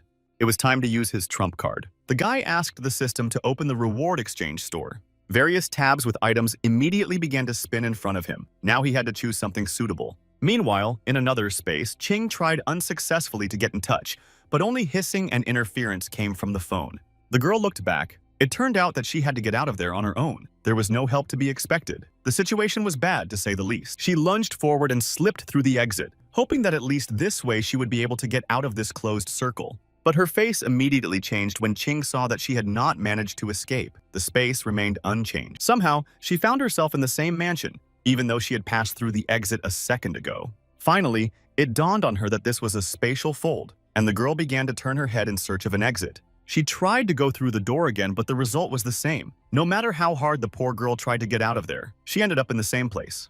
In the end, Ching gave up her futile attempts and stopped in the middle of the mansion, looking around with an angry gaze. The poor girl grabbed her head. No matter where she went, she always ended up back where she started. What kind of curse was this? Turning her head, she looked deep into the mansion. Well, if she couldn't get out of here, she would have to continue her investigation inside. On the other hand, the two guys still couldn't bring themselves to go inside. Lee smiled and looked at his partner. "Well, kid, are you still going to go inside?" Without the slightest hesitation, Yoon nodded his head. "Of course I'm going in. I'm not leaving anyone here," and he moved forward. They moved deeper into the mansion, almost parallel to their friend. There was no other choice anyway. Grabbing his headset, Yoon asked Kasaka Muredo for information about the key to unlocking the dungeon. Sitting at the monitor, the programmer girl said that at the moment, the group had received some clues. This mansion is run by a family of 3. Some members of the group got a spiritual message and saw their life picture. Here is the second clue. Each statue contains human remains, which indicates a large number of people who were destroyed. And finally, the third clue. The rest of the group encountered the enemy, the ghost assassin, who is immune to firearms. The guy himself finally understood. Now everything is clear. This monster is the core of the mutation. Well, that clarifies the situation. A ghostly figure of a girl suddenly appeared behind the guys, and her faint voice rang out, "You've finally come here." The trembling guys slowly turned their heads toward the voice. It was clear from their faces that they were scared out of their wits. Before their eyes stood the ghostly figure of a blue-colored girl, her body glowing with burning eyes. The ghost looked at them. Frightened, the boys jumped back in different directions. The ghost did not move from its place, but simply stared at them with lifeless eyes. Turning its head, the ghostly figure approached Uni, almost touching him, and the boy felt its icy breath on his skin. Turning around, the ghost girl literally flew into the depths of the mansion, inviting the others to follow her. Lee, who was standing nearby, asked his partner, "What do we do now?" Yoon replied without hesitation, "We follow her. What's so hard to understand?" After walking a little way into the mansion, the guys stopped behind a wall and began to watch the ghost from a distance. Looking at his partner, Yoon said irritably, "You're a Taoist monk, so this is your specialty." In response, Lee just stared at him in surprise. But after a few seconds, pointing his finger upward, the man said, "There are no ghosts in this world. I am a convinced materialist." Pointing his finger at the ghost girl who had almost disappeared into the painting, Yoon grinned. "So tell her that." Approaching the painting, Lee said calmly, "It's an anomaly. The fact that she appeared as a ghost is just one aspect of it." The programmer's incoherent speech came through the earpiece. It turned out that it is currently believed that people's thoughts influence the creation of these anomalies. Scratching the back of his head, Yoon asked irritably, "So what's the difference? I don't understand." Raising his finger, Lee began to explain with an important look on his face. "Well, let's say it's as if a person was struck by lightning. In ancient times, people believed that he was crippled for his bad deeds or something like that. Nowadays, it is believed that it happened because the person was standing under a tree during a thunderstorm. It's simple." He took a few sips of alcohol again. "Well, that's the difference. The first is superstition, and the second is pure science proven in practice. Approaching the painting, Yoon looked at it thoughtfully. So what do you think she wanted to tell us with her actions? The painting depicted a boy in a school uniform with a backpack on his back, looking at a girl leaning out of a window. Suddenly, the ghost reappeared, this time from another painting. Lee pointed his finger and said, "Quick, let's go there. See, she's over there." Without saying a word, the boys moved on to the next painting. The ghost had already managed to hide inside the house. This painting depicted the same girl hiding around the corner, and in the distance, a man was raising a huge hammer over a poor guy. Exchanging glances, Yoon finally understood. That's what she's trying to warn us about, to be careful and protect our father. The guys had barely finished their thoughts when they heard heavy footsteps behind them. A strange figure, resembling a statue, was approaching them from behind. It was a statue resembling an antique one, so in ancient Greece, the statue's eyes burned with red fire like lanterns. The guys froze in their places, and the huge monster was already swinging a heavy stone axe over their heads. At the last moment, the guys managed to jump back, and a heavy blow was heard as the axe fell straight to the floor, leaving large cracks. Jumping aside, our hero, armed with several ancient scrolls, was already preparing to throw them at the monster. On the other side was Lee, who also managed to jump back and was already holding a strange object in his hands that looked like a blade made of chains. The guys immediately moved towards the ghost, who was already raising his huge axe for the next blow. There was a loud crash. All the power of the partners fell directly on this ghost, and fragments of stones flew in different directions, but the guys managed to jump back. Yoon looked at his partner and asked, "You said you were a materialist and didn't believe in all this nonsense." Lee just smiled. "It's a deformation. What can you do?"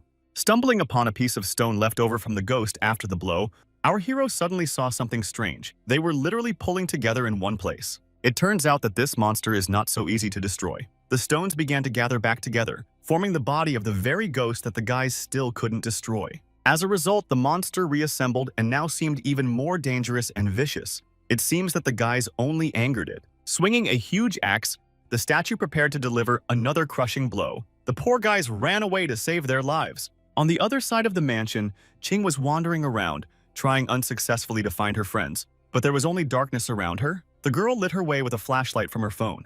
In countless attempts to find anyone, the poor girl had lost count. She couldn't even imagine how far she had walked through the mansion.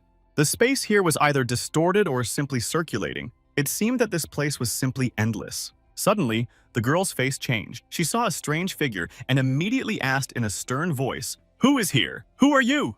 Standing in front of her was a strange girl in a nurse's uniform with a frightened face asking, "You're not that uncle's drinking buddy, are you?" Coming closer, Ching was a little surprised. "What drinking buddy? Who did you even see before?" The nurse recoiled. Hearing that the strange girl had been with her companions, she understood. "But who were you anyway?" It was all very strange. The group blocked the hut in the forest after we entered. None of the civilians could get in here. "I have questions for this strange girl." Ching looked at the nurse with a searching gaze. Something about this girl seemed unusual to her. As if sensing her question, the nurse turned and said that she was just a streamer doing a live broadcast, studying all kinds of supernatural things. The blonde raised her eyebrow. "What? A streamer? Really? What are you doing in a place like this?" It was obvious that the blonde didn't trust her. But the nurse acted as if nothing had happened, stood up straight and smiled. "Yes, I'm the delightful, super cute Ai Yizhang. Haven't you heard of me?" But no, Ching had never heard of her, and the nurse was even offended. "Don't you even use the internet? I'm so popular, how could you not know me?" She waved her hand and moved forward. "Not only did I find nothing here, but I was also warned that I was in a restricted area. Okay, I'm leaving." King looked at her suspiciously and ordered her to stop. "Wait, I have a few questions for you." She looked at the nurse sternly. "If you want to leave through the main entrance, you won't get anywhere, I'm warning you." The streamer looked at her with frightened eyes. "What do you mean? Is this some kind of threat?" In a calm voice, Ching explained, "There is a spatial anomaly here, and we are trying to resolve it. Otherwise, none of those who entered here will be able to leave." But the girl didn't listen to her at all, and simply moved towards the exit, shouting, "You're lying! Don't you dare stop me!" But as soon as the streamer tried to leave, she immediately found herself back in the mansion and didn't understand anything at all. Ting looked at her condescendingly. "Well, are you convinced now, or do you still need some proof?" The poor streamer's face changed. She fell to her knees and began to tremble. How did this happen? There really is no way out of here. Approaching her a few steps, Ching asked, "Where did you meet my companions?" "I need to find them immediately," I replied. "There is a studio down the hall." They went deeper into the mansion and came across an aquarium with no way out. The situation was strange, to say the least. The girl streamer was still trembling with fear. It was just like in that story. She was obviously seriously frightened. Turning her head toward her, Ching asked, "What story is that? Have you heard something?" Making a scary face, the streamer lowered her voice. It's a story about a scary ghost from the art museum. Legend has it that the museum director went mad and killed his entire family with an axe. And since then, no one who has entered here has been able to get out. They wander endlessly through these corridors in search of an exit, until they meet that very ghost with a huge axe who will chase them. The girl's face changed beyond recognition. For some reason, it turned black, and her eyes became too large for a normal person. Not paying attention to this, Ching just snorted and moved forward. The streamer suddenly changed. Her eyes turned black. Seeing that she had failed to scare Ching, the girl raised an eyebrow. What was wrong with her? Why wasn't she afraid at all? And besides, you didn't mention the person who was destroyed by his father and became a ghost constantly looking for a scapegoat. That's right. King looked at the strange girl with a searching gaze, apparently seeing something very strange in her. As soon as the streamer wanted to touch Ching, the girl's body was covered with energy pulses and a crackling sound was heard. Her clothes began to tear, and beneath them appeared an almost blue body like that of a dead person, and a piercing scream was heard. And now, instead of the usual cute streamer, a ghostly blue figure stood before Ching. Finally, the monster revealed itself. The ghost screamed, opening its wide mouth. How did you even find out about this? Snapping her fingers, the blonde smiled from the very beginning. By the way, you're a terrible actor. We're in the same space, so you couldn't have crossed paths with my friends. Without saying another word, the blonde rushed forward, swinging her arms at the ghost. With the help of an electromagnetic pulse, she struck the ghost right in her transparent body. There was a crack and energy spread throughout the space. Feeling incredible pain, the ghost screamed. And in that scream, it was as if dozens of voices merged together. The pain was truly colossal. Teen did not stop there. She swung her arm and punched the ghost directly in the head, pinning it to the ground with a crash. The monster screamed something about the girl paying for all this and her father coming to save her, but the scream was lost in the rumbling. After everything that had happened, Ching suddenly felt her head begin to split from a strange sound similar to ultrasound. Everything around her was covered with a strange energy. The portraits on the walls began to change and blur, as if the images were changing. Lifting her head, Ching noticed that the ghost had disappeared somewhere, as if it had dissolved into thin air. Oh, the curse, she ran away. What a pity, but there's nothing you can do about it. Suddenly, she heard the sound of heavy footsteps behind her, as if something metal was scraping against the floor. Ching turned her gaze. Could it be her father? Meanwhile, Lee and Yoon were hiding behind the nearest doors, trying not to be seen by the huge monster. The boys were trembling with fear. Looking at our hero, Lee sighed heavily. Well, it seems to have calmed down. We can try to get out of here. Yoon just nodded in response. Waving his hand dismissively, Lee quickly regained his composure. Why did this scene seem so familiar to him? He had often seen it in movies. Everything was going according to the script. The two main characters thought they had managed to escape by hiding somewhere. And at that moment, when they had already breathed a sigh of relief and hoped for a quick end to this nightmare, everything went wrong.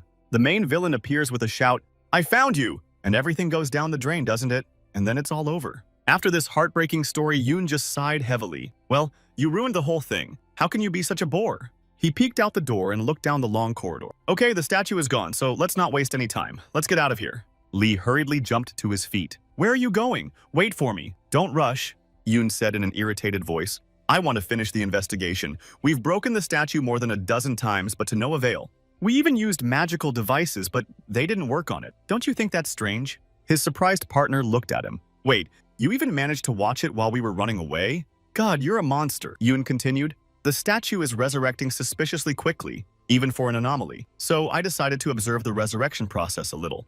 And then I noticed that energy was coming to the statue from outside, as if someone was trying to feed it with power. Lee stood behind him and blinked in surprise. You even managed to notice that? Who are you anyway? Our hero's eyes lit up green. The guys took a few steps down the long, dark corridor. Yoon nodded his head. Yes, I noticed it very clearly. They went up to the second floor of the mansion, where there was another long, dark corridor imbued with a strange energy. Approaching one of the rooms, Yoon pointed at it with his finger. This is where the energy must be coming from. He saw it with his pupils. When the guys opened the door, they saw a kind of art gallery with many drawings hanging on the walls, framed. The room was terribly cold. Lee was constantly shivering and his teeth were chattering. What are we looking for here? Our hero replied that he was just looking around. And finally, a special painting caught his eye. It depicted a knight and a dragon, and the painting emitted some kind of strange energy. Coming closer, Yoon lightly tapped the painting with his knuckles. It seemed to him that there was some kind of secret passage behind it. The guys managed to tear the painting off the wall, and sure enough, a hidden passage began to appear. They looked inside. Lee squinted. What else is this? Yoon squinted and looked closely. It looked like some kind of altar. Indeed, there was a small room in the wall with a huge mirror hanging in the middle of a pentagram. Above it hung the silhouette of a huge bat. Looking closely, our hero said, "The talismans contain fire and explosions, so they are not suitable for such a small space. Now it's your turn." Realizing what was expected of him, Lee folded his fingers, and another money sword made of several coins appeared before him. He began to recite a spell. With a wave of his hand, the sorcerer aimed his weapon directly at the mirror. There was a squeak and a creak, and the entire space began to deform. What is this, guys? They finally realized that it was just a projection, a fake, so to speak, but where was the real altar now? But as soon as the sorcerer fired, Ching's voice began to sound in their headphones. The guys were finally able to hear her. The connection seemed to have been restored. They exchanged frightened glances. They needed to find her as soon as possible before something bad happened. Suddenly, something was reflected in the mirror. There were several silhouettes in some kind of corridor. Lee pointed there with his finger. "Look, there's something there." Their reflection was indeed in the mirror. Ching stood there, ready for battle, waiting for the statue to attack her. Yoon immediately contacted Kasatka and asked if she could hear Ching, but the answer was negative. The transmission was somehow obstructed. Watching the real battle unfold in the mirror, our hero realized that he needed to contact her while the essence of the altar was on the other side. And then suddenly, Lee said that he actually had a way to do it. In the dungeon, he had acquired a skill called the drunken sleep mechanism, but still. Yoon looked at him and said, "Come on, tell us. Don't keep us in suspense." Lin picked up a bottle of alcohol and said, "To do this, we need to get drunk. But as you can see, we don't have any alcohol."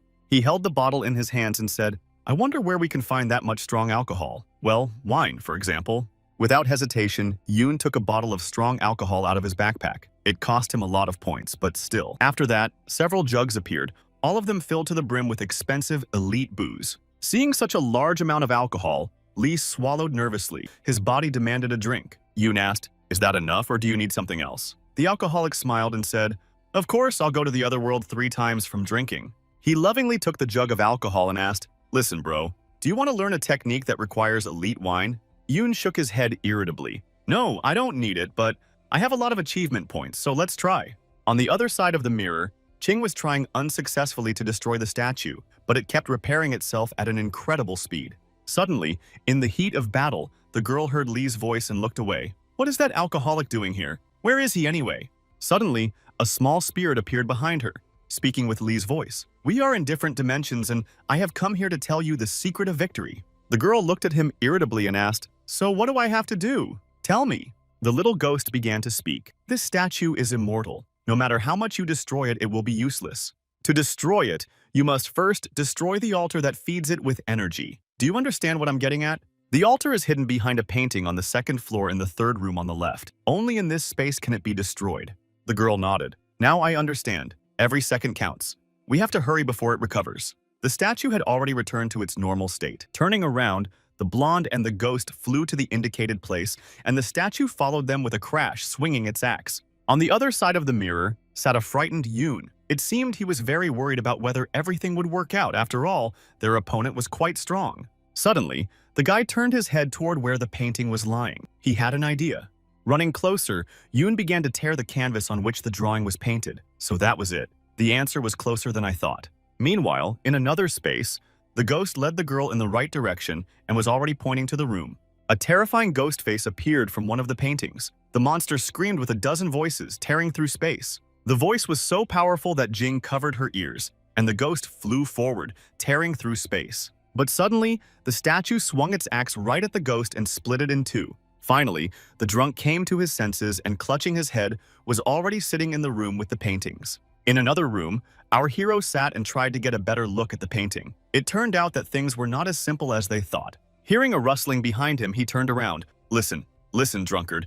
If you're sober now, then help us." Staggering, Lee came closer. "What are you doing here?" The anomaly detained the girl while our hero tore off the canvas. He turned around and snorted. "Yes, I already know. That's why I'm looking for a way. Look at that painting over there," the guy pointed behind him. Lee looked at the painting, which depicted people.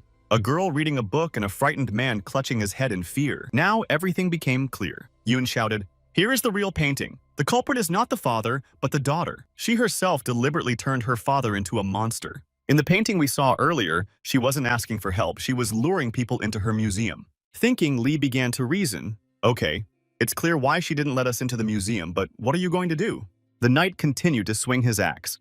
Yoon explained, I'm looking for her essence, to destroy it. What's so hard to understand? Now that she has turned into a ghost, her soul has been reborn in a self-portrait. That's the problem. So, if we destroy that very painting, we won't get rid of the ghost completely, but we will greatly damage it. The boy's eyes sparkled with confidence. It seemed he was already close to unraveling this mystery. The ghost was cunning enough and considered himself smart enough to divide us and kill us one by one. But here's the question.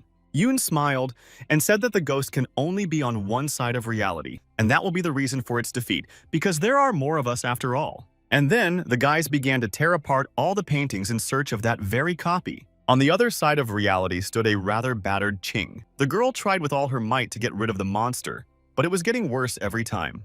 The face of a monstrous ghost appeared from the painting, and she screamed curses at our heroes. But suddenly, the monster sensed that something had changed. Her body began to fall apart into two pieces, as if someone had torn the canvas. Yoon managed to find the right painting, and with one swift movement, destroyed the canvas, thereby weakening the ghost. Her body began to fall apart, just like the body of the ghostly statue. The job was done. Having dealt with the painting, Yoon and Lee turned toward the source of the ghost's scream. Well, it finally appeared. Our hero cracked his knuckles. Finally, it showed up. Great, we'll have some fun with you. Now, the guys were face to face with their main enemy. All that was left was to defeat him. The ghost of the daughter, along with the huge statue, was already moving straight towards them to finally destroy the invaders. Suddenly, there was a loud crash and the statue, defying all laws of logic, crumbled into a pile of stones. The guy stood there, breathing heavily. Barely able to stand, Lee asked, "Hey buddy, are you still holding on? My spiritual power is almost gone." Taking out a figurine of some mythical animal, Yoon handed it to his friend. "Here, take this. It should help." Lee stared at the artifact in surprise. "What is this? Where did you get it?" But suddenly, the figurine began to glow brightly in his hands, almost blinding its owner. "This is a mid-level artifact. Where did you get it?" Trying to hide his surprise, Yoon simply replied, "It's just something I inherited from my parents, nothing more." Enough questions. Behind the boys, the bright yellow energy of the artifact spread, filling the entire room. On the other side stood a statue, which for some reason began to fall apart into different pieces before it could be restored. There was a monstrous roar, stones scattered in all directions, and our hero stood and blinked in surprise. The huge statue began to fall apart right before their eyes, the power leaving the ghostly body. After the monster was destroyed, the guys stood in place for a few more seconds, unable to believe that they had actually succeeded. And then Young's face lit up with a smile. It seemed that Ching had done her job perfectly. The ghost was destroyed. The mirror was broken. On the other side, the blonde, all battered and cut, came out of the room with her hand burning from electricity. The job was done. The ghost flew into a rage, screaming and demanding that the fighter get up and destroy the invaders. Joyful Lee smiled. "So, baby, do you have any more tricks up your sleeve? Or is that all?" The ghost flew into a rage, gnashing her teeth and shaking her head, even though she already knew she had lost this battle. Suddenly, the ghostly figure turned into a blob and began to move away at great speed, somewhere deep into the mansion. Realizing that the enemy was leaving, Lee moved forward. "Hey, stop, don't run away so fast." Yoon reacted instantly and blocked the ghost's path. He couldn't let her get away. The guy opened the ghostly bag and the massive energy went right into it. After that, our hero quickly tied the bag, in which the enraged ghost continued to struggle. Lee jumped up to him and blinked in surprise. "You caught her?" He couldn't believe it himself. Fear appeared on his face for a second. "Listen, buddy, this is an anomaly. It creates distortion. You can't just keep it with you." Looking at him sternly, Yoon said, "If you don't talk nonsense, I'll give you a jug of wine from the drunken immortal." After these words, he immediately shut up, but his lips were already drooling from what he had heard. He scratched the backs of his head, but according to the rules, he had to report everything to his superiors. Yoon began to bargain. "Listen, 2 jugs of the immortal's wine, 3 jugs of the emperor's pulp stream. Otherwise, I'll let her go." The drunkard did not argue with this. They shook hands. "I won't tell anyone. Now we are best friends." He grabbed our hero's hand and smiled. "The ghost is completely destroyed, and I didn't see anything." The drunkard's eyes sparkled with joy.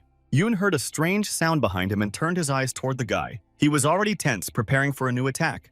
They stood there shaking hands when suddenly a strange fog began to form around them, like a dark aura. As expected, at the most inopportune moment, Ching stood in front of them with her arms crossed, watching this strange occurrence. Realizing the situation they were in, the guys instantly jumped away from each other and began to make excuses. "It's just a coincidence, don't think badly of it."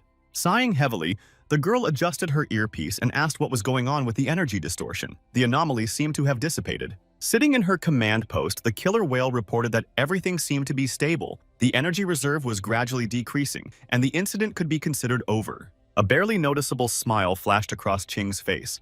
Okay, let's get out of here. It's time to report to the boss. The guys exchanged glances and smiled too. It seemed that everyone was happy that this nonsense was finally over. And so our friendly trio was already heading to headquarters. Lee finally got his alcohol and drank himself into oblivion. Someone's steady hand held a small piece of paper with a report containing graphs and figures. It was the same military man holding the report and talking to someone on the phone, discussing the details of the mission.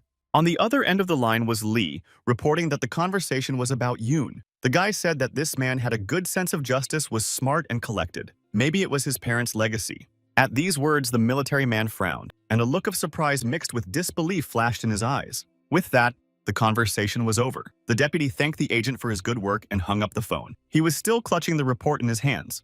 Lee stood leaning against the wall and smiled, still holding the phone to his ear. Glad to help, it's all for the sake of our bureau. Meanwhile, in his new room, our hero was catching up on some sleep. He had just woken up and was walking around in his pajamas, scratching his head. Still sleepy, he wandered into the bathroom and turned on the water. The guy's eyes were still closed as he looked in the mirror. Cold water splashed in his face and the boy woke up a little, but to be honest, it didn't help much. Then he sat down in a comfortable chair and began to think, stretching out his arm as if he were some kind of king. In his hands appeared the very same white tiger amulet, and behind the chair lay a huge ghost cat. So it's all true. The boy began to count the days in his head. Only a couple of days had passed since he completed his mission. Could everything he had been told really be true? He thought even harder and bit his lip. Okay, it was time to think everything through carefully, because something didn't add up. The original sin is held once a week, and there's not much time left. And on top of that, there's something else. The deputy director said he didn't like it when Yoon used his privileges. Now he seems to hate him too. But worst of all, even his own parents' personal affairs remained off limits, and he couldn't even get close to them. He looked at the ghost tiger lying nearby and sighed. Okay, it seems that our cooperation will be difficult, but there's nothing we can do about it. He was interrupted from his thoughts by the ringing of the phone lying on a small table nearby. The number was unknown, and our hero became alert. I wonder who would bother him so early in the morning. Maybe it's from the bureau. As soon as the guy picked up the phone, a chirping voice came from the other end and began to chatter. Our hero even stepped back. The girl on the other end of the line introduced herself as Feng and said that she would now be his immediate assistant and coordinator. She was just like the scout, sitting in a comfortable chair in front of a bunch of computers. Yoon, as always, had no idea who she was, where she came from, or why she had appeared as his assistant. However, the girl did not stop. She began to talk about the previous mission, and that she was only a temporary assistant and that someone else would be appointed later. Hearing Ching being called the Bluebird again, the guy thought to himself, why don't you call her by her name? It's strange. Stretching out on the chair, the girl purred, you don't need to know that, just do your job.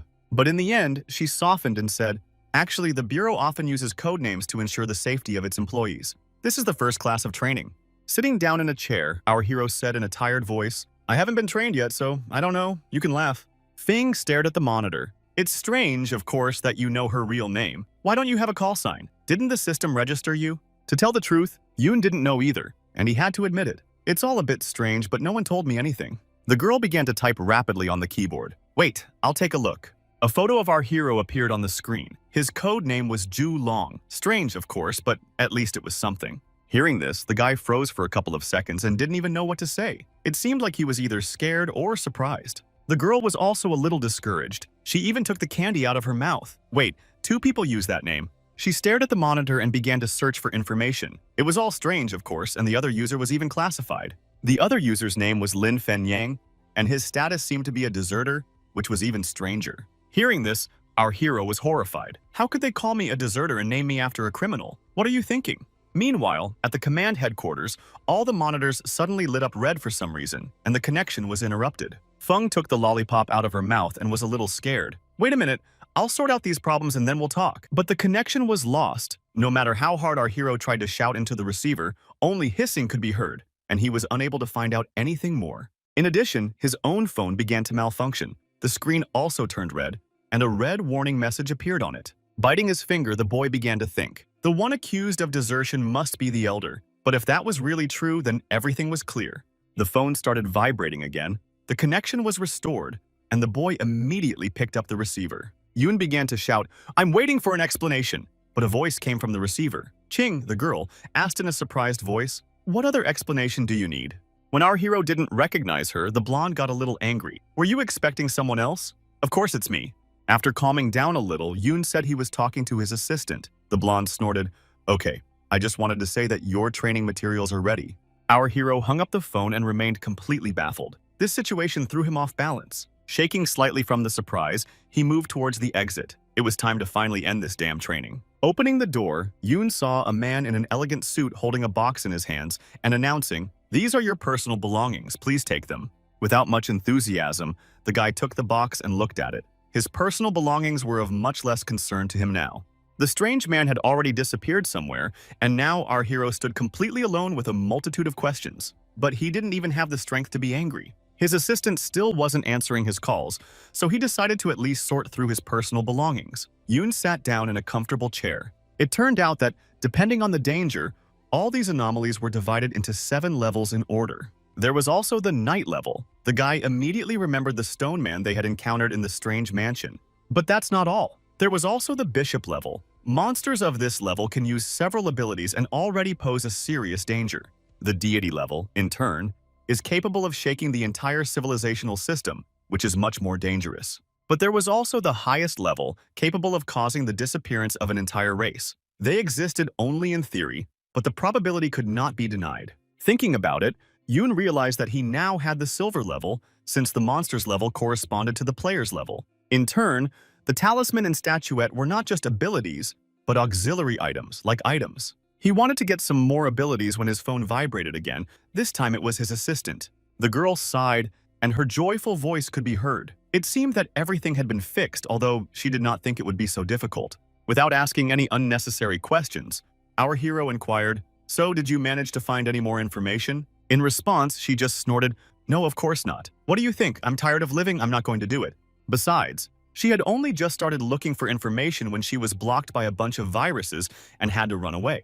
It was a real crisis. She had to hide, but luckily she was a pretty smart girl, so everything worked out. "Okay, get to the point. Do you know this man, or is it just me?" The girl looked extremely interested. After gathering his thoughts, Yoon finally said, "Yes, I know him very well, he's my father." There was silence on the other end of the line. Feng even dropped her lollipop, her face turning gray with surprise and fear. Overcoming her fear, the girl smiled nervously. Could she really be an accomplice to a witness who was about to be eliminated? In a calm voice, the guy said, "You're my assistant, aren't you?" She had to agree. "Well, yes. You took the initiative, read confidential data, and obtained information that should not be viewed." Feng literally froze in fear. Realizing what she was facing, the girl began to cry. "Oh God, everything is lost. My high-speed internet, my new video card, everything is over." Yoon sighed heavily. "Is it just me? Or are you worrying about the wrong thing? The equipment is nothing, isn't it?" He smiled. "Don't worry. Dad is only suspected of desertion. So far, there is no concrete evidence, and besides, no one else knows about this except the 2 of us." The girl was still trembling with fear. There were shiny tears on her face. She was obviously very scared. Our hero didn't stop there. "Listen, I need your help. We're friends, right?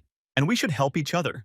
Cowering like a frightened kitten, Feng whimpered, "How can I help you?" With a smile on his face, our hero said, "I need a new ability. Do you happen to know how to get it?" Cheering up a little, the girl said, "Of course I know. It's not secret information, I'll tell you now. In fact, all these abilities are nothing more than energy, and the methods of awakening it are special. The fact is that distortion transforms the human body and allows this very energy to be released, which we call abilities. Exercises, spiritual stones, and treasures are the sources of energy that nourish the human body." Sinking into his chair, Yoon asked, "So what is the safest way to achieve awakening?" Sighing, the girl stared at the monitor. "Well, the easiest way is to receive a reward from the game. There are many rewards that can be obtained." Jumping up from his seat, our hero shouted, "It will help awaken the ability. Come on, tell me. Don't keep me in suspense." He had to wait a little while. All this time, Yoon paced back and forth, unable to find a place for himself. A little more time passed, and our hero was already beginning to lose patience. "Okay, it's decided. We'll do everything now." He stopped near the table. There were several strange objects on the table. There was a magic stone and, oddly enough, fruit. First in line was the Crystal of Sorrow. It could awaken the energy of fire. Its power lay in the fact that it burned the body and awakened new powers. Taking the strange stone, Yoon looked at it from top to bottom. According to the information provided by the girl, this thing should help, although it looks strange. "Okay, to hell with it. I have to try it." With trembling hands, he tried to put the crystal in his mouth. It tasted pretty good. Yoon thought it would be worse, but so far nothing had happened. Everything was as usual. Suddenly, the guy's whole body was struck by some kind of energy wave, as if he had been hit by an electric current. He tensed up. Then, clutching his stomach, he fell to the ground, and a piercing moan escaped his lips. His stomach began to burn as if he had swallowed a piece of coal. The pain was so intense that the poor guy doubled over and lay on the ground writhing in agony. It was incredibly difficult. His whole body was covered with a strange purple haze, and a notification appeared. The crystal of sorrow changed the physical state of its owner. Steam began to emanate from our hero's body, as if his temperature had risen. The poor guy tried to activate his spiritual power. The spiritual transformation was complete, and fiery energy began to spread throughout the owner's body, filling every vein. Clutching his head, Yoon slowly began to come to his senses. Now it was clear why it was so difficult. The guy tried to get up and punch the table where the banana and some strange fruit were still lying. Stopping, he looked down at the remaining food. Now he didn't really want to put anything in his mouth. Overcoming his reluctance, the guy took a fruit that looked like a large peach and began to chew vigorously. Okay, time to move on. He ate at a tremendous speed. To somehow change his miserable state, the fruit tasted quite pleasant. As our hero continued to devour these strange fruits, his physical characteristics changed and his endurance increased. He demanded that the system put all its remaining strength into improving his physique. Several items reappeared on the table. There was a small bag, several cans of some kind of drink, and fruit. Having gotten what he wanted, Yoon began to devour the food with a vengeance. In order to somehow restore his strength, it bore fruit. After almost an hour, he finally finished and, completely exhausted, plopped down into a soft armchair. Okay, now let's open the bag and see what has changed. A sign with a notification appeared in front of him. Yoon tried to activate his new power, and a small purple flame appeared above his index finger. Well, that's not bad. At least it worked. The next notifications appeared, stating that our hero had just completed a hidden task. Seeing that the help center was now open to him, the guy wondered what this was, as he had never heard of it before. The help center was a kind of hub where players could exchange their merit points for equipment before a quest. After thinking about it, Yoon realized that this was quite a useful thing. But what was he supposed to do all these days? The quest wasn't coming up anytime soon. Surely he hadn't sorted through his things yet. The idea came to him on its own. Taking a large box, which now seemed incredibly light to him, the guy carried it to the center of the room. In front of him now stood a small statue. It was the very mother of ghosts that they had stolen on their first quest. For a few minutes, our hero just stood and looked at the stone sculpture. Okay, now we have to deal with this. The system couldn't track the true power of this thing. It needed blood or a sacrificial ritual. Putting his hand on the shoulder of the small statue, the guy snorted. Who cares what it was in the past? Now it would walk on the bright side. Okay, in any case, these things are from the game. We need to put them somewhere. In front of our hero lay a small bag with a ghost that was still trying in vain to get out of the statue. From a distance, it turned out that the statue was alive and was looking contemptuously at the small bag. The phone vibrated again. It was Ching, the girl. Apparently, she wanted to say something again. I had to answer the phone. As soon as our hero picked up the phone, Ching immediately said that we needed to open the second copy of the game. The task force had already left, so get ready. It was pretty quick. Okay, it's coming out today. There's no choice. The guy moved towards the exit, leaving the statue alone. Pulling on his clothes, Yoon was ready to leave. All that remained was to hope that he hadn't forgotten or missed anything. For a second, he froze. 2 agents were standing around him, staring at him the whole time without saying a word. This stopped Yoon. He shuddered. Guys, you have to stare at me like that. Your energy is so intense that it's scary. Where did that voice come from? The assistant girl said. It's their job. You'll get used to it soon. It's nothing to be afraid of. Sitting in her operations headquarters, Feng looked at the screen showing our hero. He was turning his head, trying to figure out where the voice was coming from. The hacker looked and smiled and said, after all, it's their job to make sure nothing bad happens anywhere. Looking at one of the men, Yoon nodded his head. Okay, we need to hurry. By the way, is this copy dangerous or not? Taking a bite of a sweet stick, the girl said, yes, it's very dangerous. If they end up in the zone of action, their chance of survival is 10% at most. What should we do? These people will always be nearby. One of the agents nodded and seemed to smile. Okay, he had to agree, even though our hero didn't want to. He nodded and shuddered. By the way, here's another question. Can I contact you while I'm in the copy? Feng. No, we don't have that technology yet. Feng continued calmly, but don't worry. I'll help you deal with your emotions. That's my job. You can talk to me to relieve stress, which will increase your chances of completing the mission. The girl smiled and stuck out her tongue. But our hero simply said nothing. Well, there's nothing we can do about it. Let's at least chat. Everything around him began to change again. A notification appeared. There were only a few minutes left before the game started. Please get ready. There was a bang, and the guy's body literally dissolved into thin air, leaving behind only a fiery trail. The agents remained standing in their places. One of the men touched his earpiece and reported that the subject had entered the game and was now in combat readiness. Meanwhile, the boy's body began to move into some strange space. Finally, he had realized his mother's dream. Looking back, the boy saw that he was sitting in a soft chair on a bus, and they were going somewhere. Staring ahead, he saw the driver, a man sitting behind the wheel of the bus and steering it somewhere down a long road.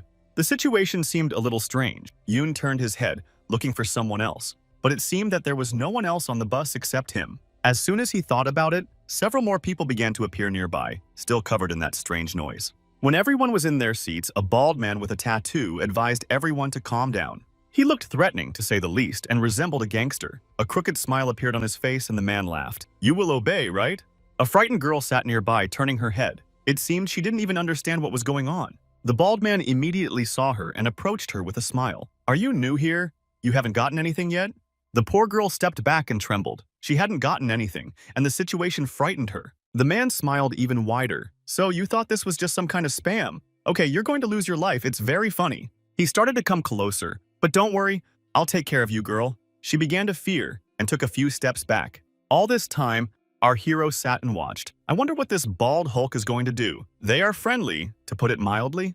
The man was getting closer and closer, and the girl was backing away toward the end of the bus. As expected, this man turned out to be a simple pervert. His hand was already reaching for the girl's chest. You can imagine with what intentions. In the end, our hero couldn't take it anymore. "No, I can't watch this anymore. It's some kind of mockery." He stepped forward and with a deft movement grabbed the insolent man by the arm. The bald man looked at him in surprise. "What are you doing, kid?" Without further ado, Yoon squeezed the man's hand with such force that his bones cracked and a muffled groan escaped his lips. Clearly not expecting such a turn of events, the bald man's eyes bulged and he gritted his teeth. Where did this kid get such strength? They stood like that for several minutes, the man unable to break free from the tight grip and only stepping back. Finally, he managed to break free and jerked his hand away. Yoon said firmly that they had to complete the task first and then think about nonsense. The bald man looked at his wounded arm and hissed with rage, but still did not dare to do anything. "Okay, I'll have to punish you." The guy looked at him with a fierce gaze, and his hand was covered with energy.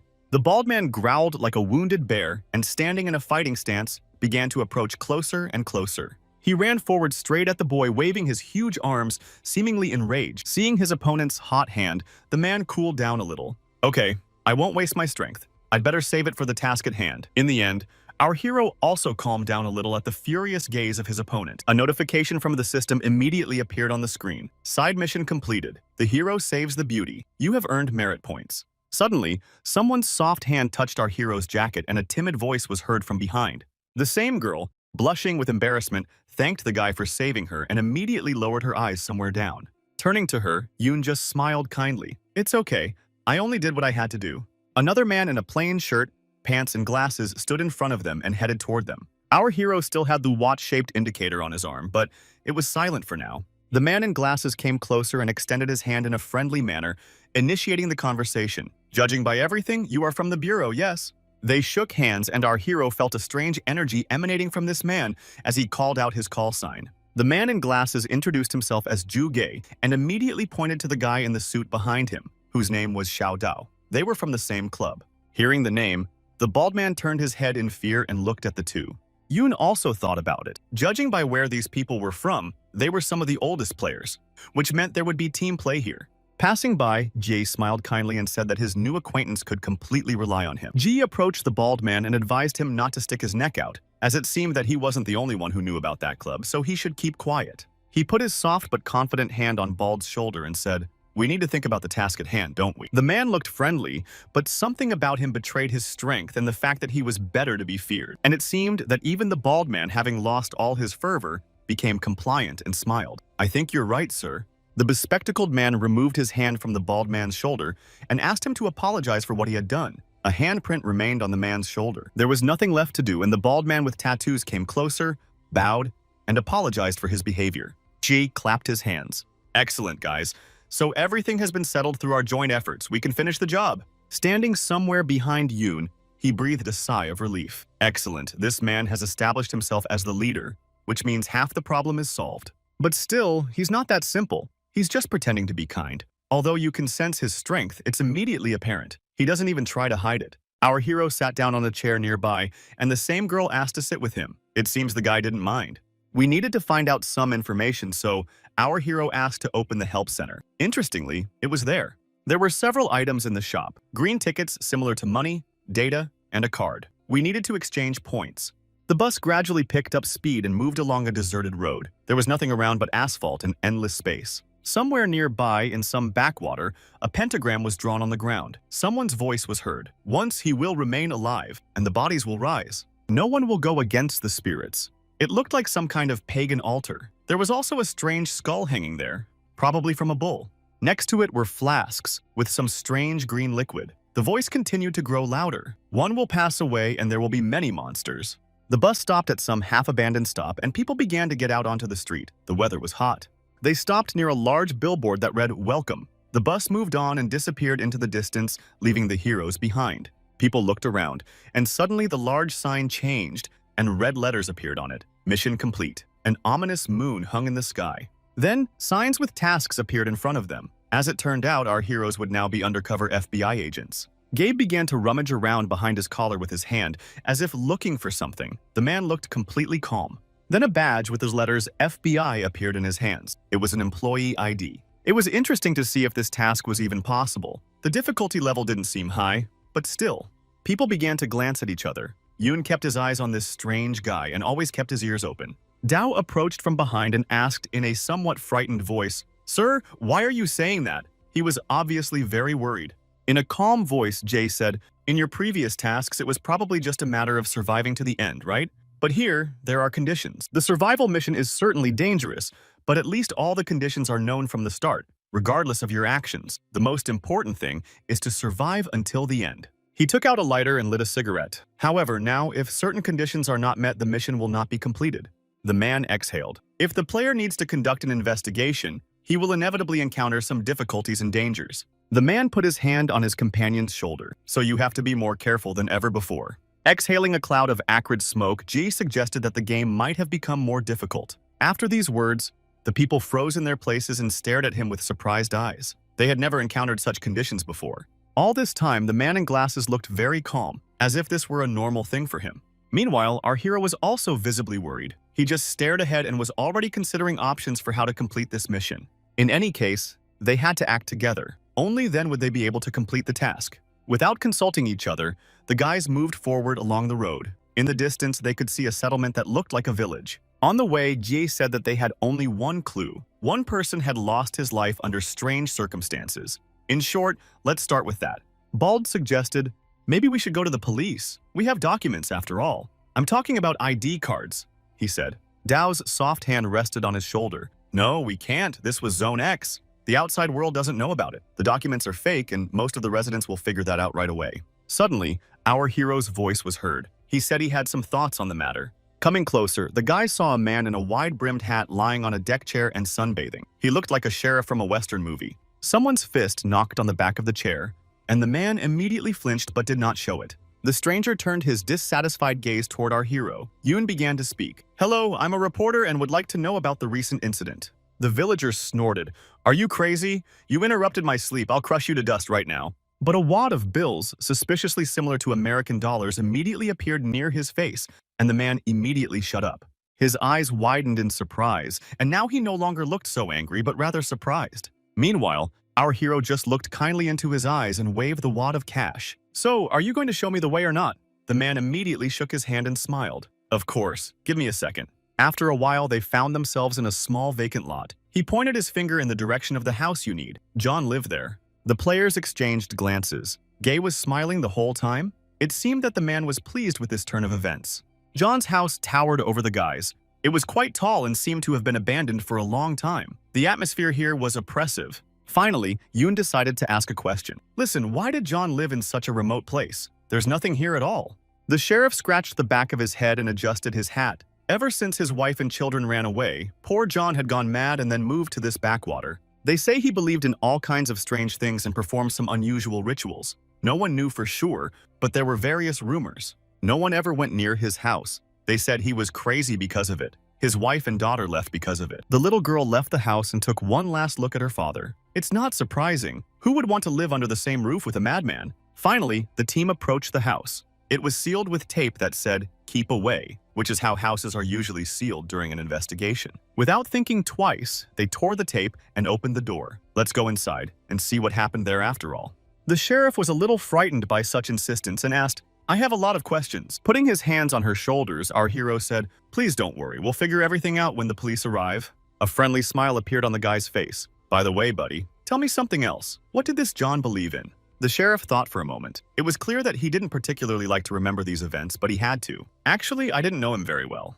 When John and his wife moved into this house, they were cheerful, friendly people, full of enthusiasm. A real family idol. 5 years later, they had a wonderful child. They were very happy, and it seemed that their happiness would never end. But their child turned out to be a little strange, always keeping his distance from other children and never playing with them. John noticed this too. His daughter was somehow different. The other children shunned her and were afraid to play with her. The father was so concerned that he even found local exorcists to cast the devil out of his daughter. But as you can imagine, it was all in vain. They tried to do something, but nothing helped. The priest couldn't do anything. Worse, this approach angered John's wife and scandals broke out between them more and more often. In the end, the family fell apart. They divorced due to internal disagreements and the mother and daughter left the house. Since then, John has changed. He lost weight. His face became gaunt, he looked more like a ghost than a human being, and he lived in seclusion. I know. For details, contact the police, Yoon asked. And you just said that John is not a local. Are there any details about his origins?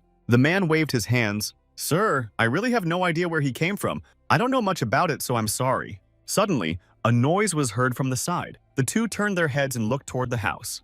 The door opened. The man was clearly puzzled by something. Our hero asked what was going on. The bespectacled man smiled and said that Xiao Li had heard the sound of police cars approaching. Maybe they could clarify the situation. Sure enough, a police car soon appeared in front of them. Its flashing lights illuminated the surroundings, and an angry voice could already be heard from inside.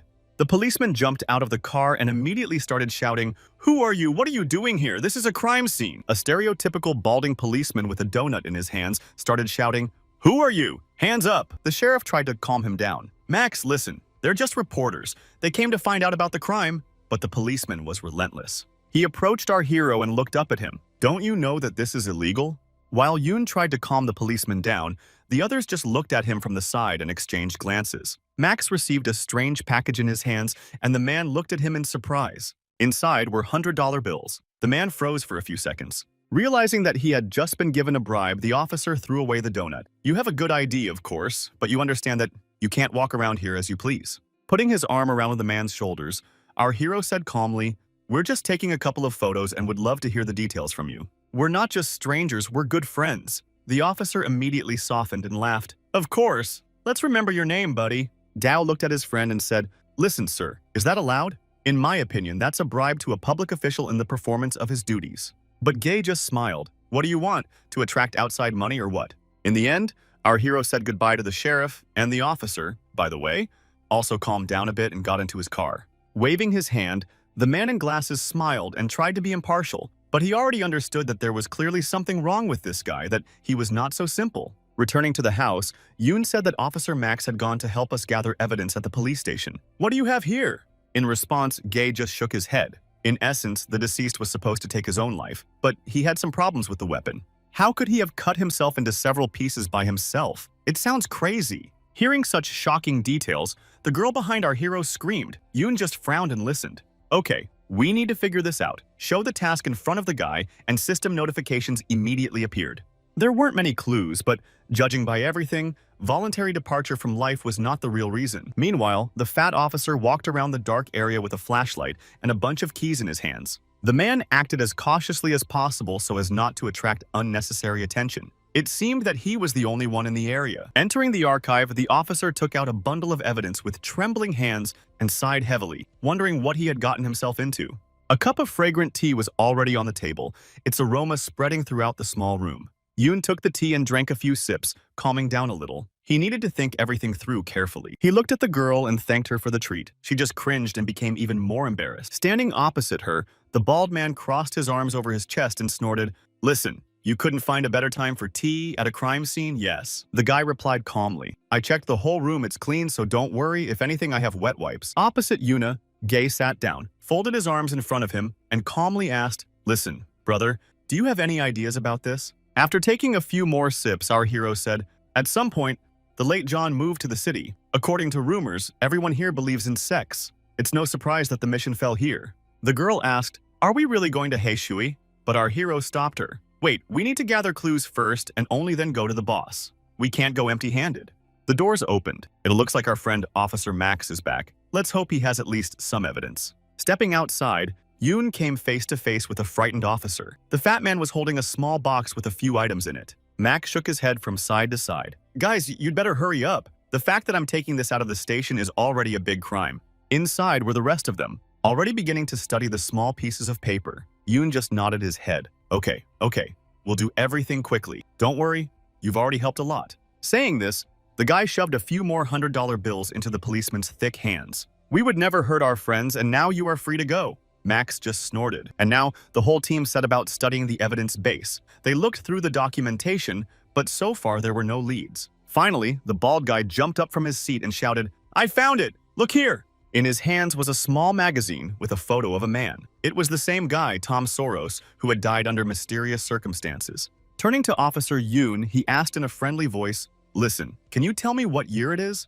Counting the banknotes, Max replied as if nothing had happened. 1957, why do you ask? Thinking for a moment, the guy looked at the document. The dates don't match, so it turns out we need to investigate a crime that happened 30 years ago. Suddenly, a girl's voice spoke up. "Listen, I found John's diary here. Maybe there's something interesting in it." She began to read. The book said that John was interested in various otherworldly religions until the moment when an evil spirit began to haunt him. She glanced nervously around. It also said that after John fled the city, the spirit did not stop haunting him. Apparently, he wrote this diary in a hurry, and all the people who participated in the experiments are now dead. At that time, John was sure that because of all this, the same fate would soon befall him, and the man was very afraid then. Finally, the girl slammed the diary shut with a loud bang. "There seems to be nothing here anymore." Looking at her, Yoon said firmly, "Listen, I think I'm starting to understand something." Still clutching a heavy stack of money in his hands, Officer Max raised an eyebrow. "What do you understand?" "I don't understand a damn thing." Gathering all his things back together, our hero replied, "Nothing of my own, just a few news reports." He handed over the box with his belongings. "Thank you, officer. You've been a great help. Now you can go back. And for God's sake, don't get caught." In the end, the officer drove away, and our hero remained standing near the porch of the house, watching as the car began to drive away. The officer pressed the gas pedal, the engine roared, and the car took off, leaving columns of dust behind its wheels. Joining the others, Yoon said, "I have an idea. Remember that children's song before we started the mission?" The girl began to recall that there was something about a person, about a spirit appearing, and so on. Our hero nodded. "That's right. Tom passed away 30 years ago in a medical center, and as a result, he was reborn as an evil spirit." G added, "Are you saying that line from the children's song was a clue?" Our hero nodded. "Yes, that's what I think." Finally, the bald man grabbed his head and cried out, "Listen, stop talking in riddles. I don't understand anything." In a calm voice, Yoon said, "The first line is about John. Think about it yourself. The phrase, 'the soul was never found,' may have the opposite meaning. It suits us. We need to find the soul." Finally, Dao intervened and said, "I can track the last moments of John's life, but I need more information." After a moment's thought, our hero seemed to understand something and had an idea. The guy turned around and went deeper into the house. "Okay, I have a little guess." Somewhere, the guy got a small shovel and handed it to Dao, who still didn't understand anything and looked at him in response. Taking the tool, Dao looked at his companions in surprise. "What are you going to do? Why do you need a shovel?" Our hero's face changed, and a mysterious smile appeared on it. "Listen, you said you needed more materials. Well, here we are going to get them. Now we're going to dig up a grave." Yoon said this in a tone as if he were going on a treasure hunt. Soon they found themselves in a local, half-abandoned cemetery. Dao held the shovel with trembling hands. "Listen, are you serious? This is an insult to the dead." However, Yoon didn't even want to listen. He armed himself with a shovel and began digging with sweeping movements. He looked at the others and snorted. "Listen, enough chatter. The sooner we start, the less chance there is of us being discovered." And the guys started digging. All you could hear was the sound of shovels hitting the ground and the heavy breathing of the diggers. Evening came, and the bald man sighed heavily and wiped the sweat from his forehead. They had been digging all day and had already dug a large hole. Suddenly, seeing the sunrise, everyone was frightened. Listen, wasn't it just dark? Night was just beginning. They heard someone's hurried footsteps. It was a girl. She ran towards them and shouted, "Something is happening here!" She bent down and started babbling something about fish starting to swim in the air. Our hero looked up in surprise. "What are you talking about? Did someone come?" But in reality, everything was much stranger. A huge whale was floating in the sky. It was translucent and blue, like a ghost. Everyone looked up, and the bald man pointed at the strange ghostly figure and asked what it was. Looking at the strange ghost, the girl said in a trembling voice, "They suddenly appeared from the grave." The eyes don't react, so they're not ghosts. Meanwhile, a blue jellyfish appeared from another grave. Turtles and various fish were already swimming in the sky, but they did not interact with the deceased, which meant they were hallucinations. The whole team stood surrounded by strange flying sea creatures, but for some reason they were floating in the air. Turning to the others, Dao, still clutching the shovel tightly, shouted, "There are more and more of them. What should we do now?" Suddenly, a girl grabbed our hero's hand and said in a trembling voice that it seemed like someone was laughing. With the shovel in his hands, he was ready to rush into battle when one of the ghosts headed towards him and turned red. The huge dolphin suddenly screamed and released a small bubble from its mouth. After flying several meters, the bubble crashed right into the bald man's back, and a strange gurgling sound was heard. At that moment, the man grabbed his head and bent over in half, seemingly in pain or fear. Yoon asked what had happened to him. Dao jumped up to the man. There were no external injuries. Apparently, it was a psychic attack. One touch and everything will be fine, but if there are too many, it will be life-threatening. Okay, then there's no choice but to fight. The guys had already prepared their weapons. Seeing that the talismans were useless here, the guys realized that these fish were just spiritual projections, so it was useless to hit them with ordinary weapons. Apparently, Yoon was not going to give up so easily. He charged his talisman with fire energy, and his hand was covered in flames. Throwing a piece of paper forward, the guy aimed precisely at the monsters' heads, and a loud explosion was heard. Seeing that the dolphin was recovering, Dao was slightly frightened. Look, nothing works on these monsters. There were more and more of them around, and the guys formed a circle and tried to find a way to defend themselves, but the monsters were approaching rapidly. At some point, an idea came to our hero's mind. The laughter they heard might be the key to solving the mystery. They had to destroy the source. The girl looked at him over her shoulder and shouted, "I think I know where it is. Follow me." She waved her hand toward the forest and said that at first it was just a vague feeling, but now she could clearly hear something inside the tree. The guys looked at each other. Okay, now all that's left is to trust this girl and protect her? The whole team moved forward to a nearby tree surrounded by many projections. The girl ran forward in big leaps and pointed to the tree. "I hear something on the right branch." Charging his hand with ghostly flames, Yoon was ready to strike his target. His eyes narrowed and he concentrated. There was a rumble, and a ghostly figure covered in red energy appeared next to the tree. It was some kind of old woman dressed in rags. She opened her mouth and screamed so loudly that the whole team fell to their knees, covering their ears with their hands. Our hero also stood hunched over, strange silhouettes of doctors and some kind of hospital appearing in his mind. He had to act instantly. He held up the white tiger statue and summoned the spirit. A huge cat immediately appeared behind him. The surprised ghost turned its red, burning eyes toward the monster and stopped screaming. Taking advantage of the moment of confusion, Yoon moved closer to the old woman and grabbed her throat with his strong hands. There would be no more chances like this. As soon as this happened, the ghost began to dissipate into thin air, and gradually everything returned to normal. A note flew by, and our hero immediately caught it with one movement and began to read it. He jumped off the branch and went to the others. The whole team was slowly recovering from this nightmare. Pointing to the small piece of paper, Yoon said, "Test subject number 2 has special abilities, emotional resonance and mental shock." His face became serious. In addition, this piece of paper was from the very organization where Tom had gone to the other world in the past. Most likely, the hospital was just a cover. It seemed that everyone agreed, but the girls suddenly cried out and said that they felt that there was something else behind that tree. Turning his head, our hero began to examine the surroundings, but so far he saw nothing. There were only crosses and a large cemetery around. He came closer and examined the tree trunk. There was nothing suspicious here, just bark and earth. But suddenly a thought flashed through his mind. Could it really be what I think it is? He applied his gaze. And indeed, after that, a ghostly blue figure appeared in front of him. It was a man with an emaciated face. The others began to gather closer. Ji asked, "What did you find there? Could it be another clue?" Turning to the others, Yoon said that these were the remnants of John's soul, which could only be seen with his eye. Then the guy took out a small bottle with a strange liquid in it. It was bull's tears. "Take this, you'll need it." After everyone rubbed their eyes with this strange potion, they also began to see the cluster of souls. Seeing the ghost, Dao was even a little scared. "I really see it. It's John's soul, but how is that possible?" The girl grabbed Young's hand and asked why she was able to sense such things, since she was just an ordinary person. Our hero replied calmly, "You are just beginning to awaken your abilities. Some people gain power when they are near anomalies. You are one of them." He patted the girl on the head. "Don't worry, it's perfectly normal. You just have a talent, that's all."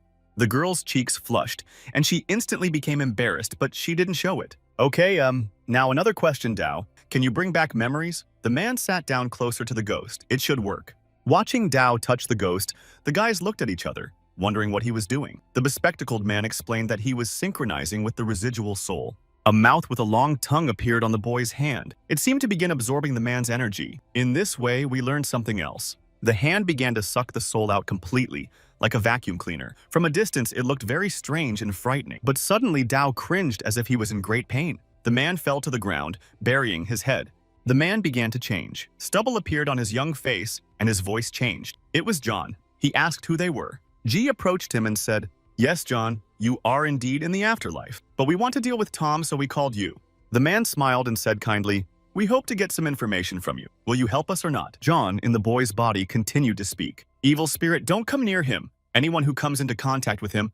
Yoon looked at him. "So you're talking about Tom after all. He survived that accident many years ago." The boy narrowed his eyes. "He became as probing a creature as the one we saw?" "Yes." John raised his head and shouted, "No! The evil spirit was like that from the beginning. He absorbed the souls of others and gained their abilities." The man screamed like a madman. "All these evil spirits are him." Yoon and Gi exchanged glances. The scene looked strange, to say the least. The bespectacled man was the first to speak, meaning that if the other subjects were his fragmented souls, then our hero was finished. Our hero finished, which meant that Tom already knew we were here. The guy leaned toward John and put his hand on his shoulder. "But why did he pursue you for so long? Why did he even leave an evil spirit here to pursue you?" The guy asked question after question about why he was here and what he was trying to do. Grasping himself, John began to shake with fear. "He doesn't want my soul to ascend. Everyone who participated in the experiment must remain here." It turns out that John recreated those experiments on everyone around him who was in this place. In short,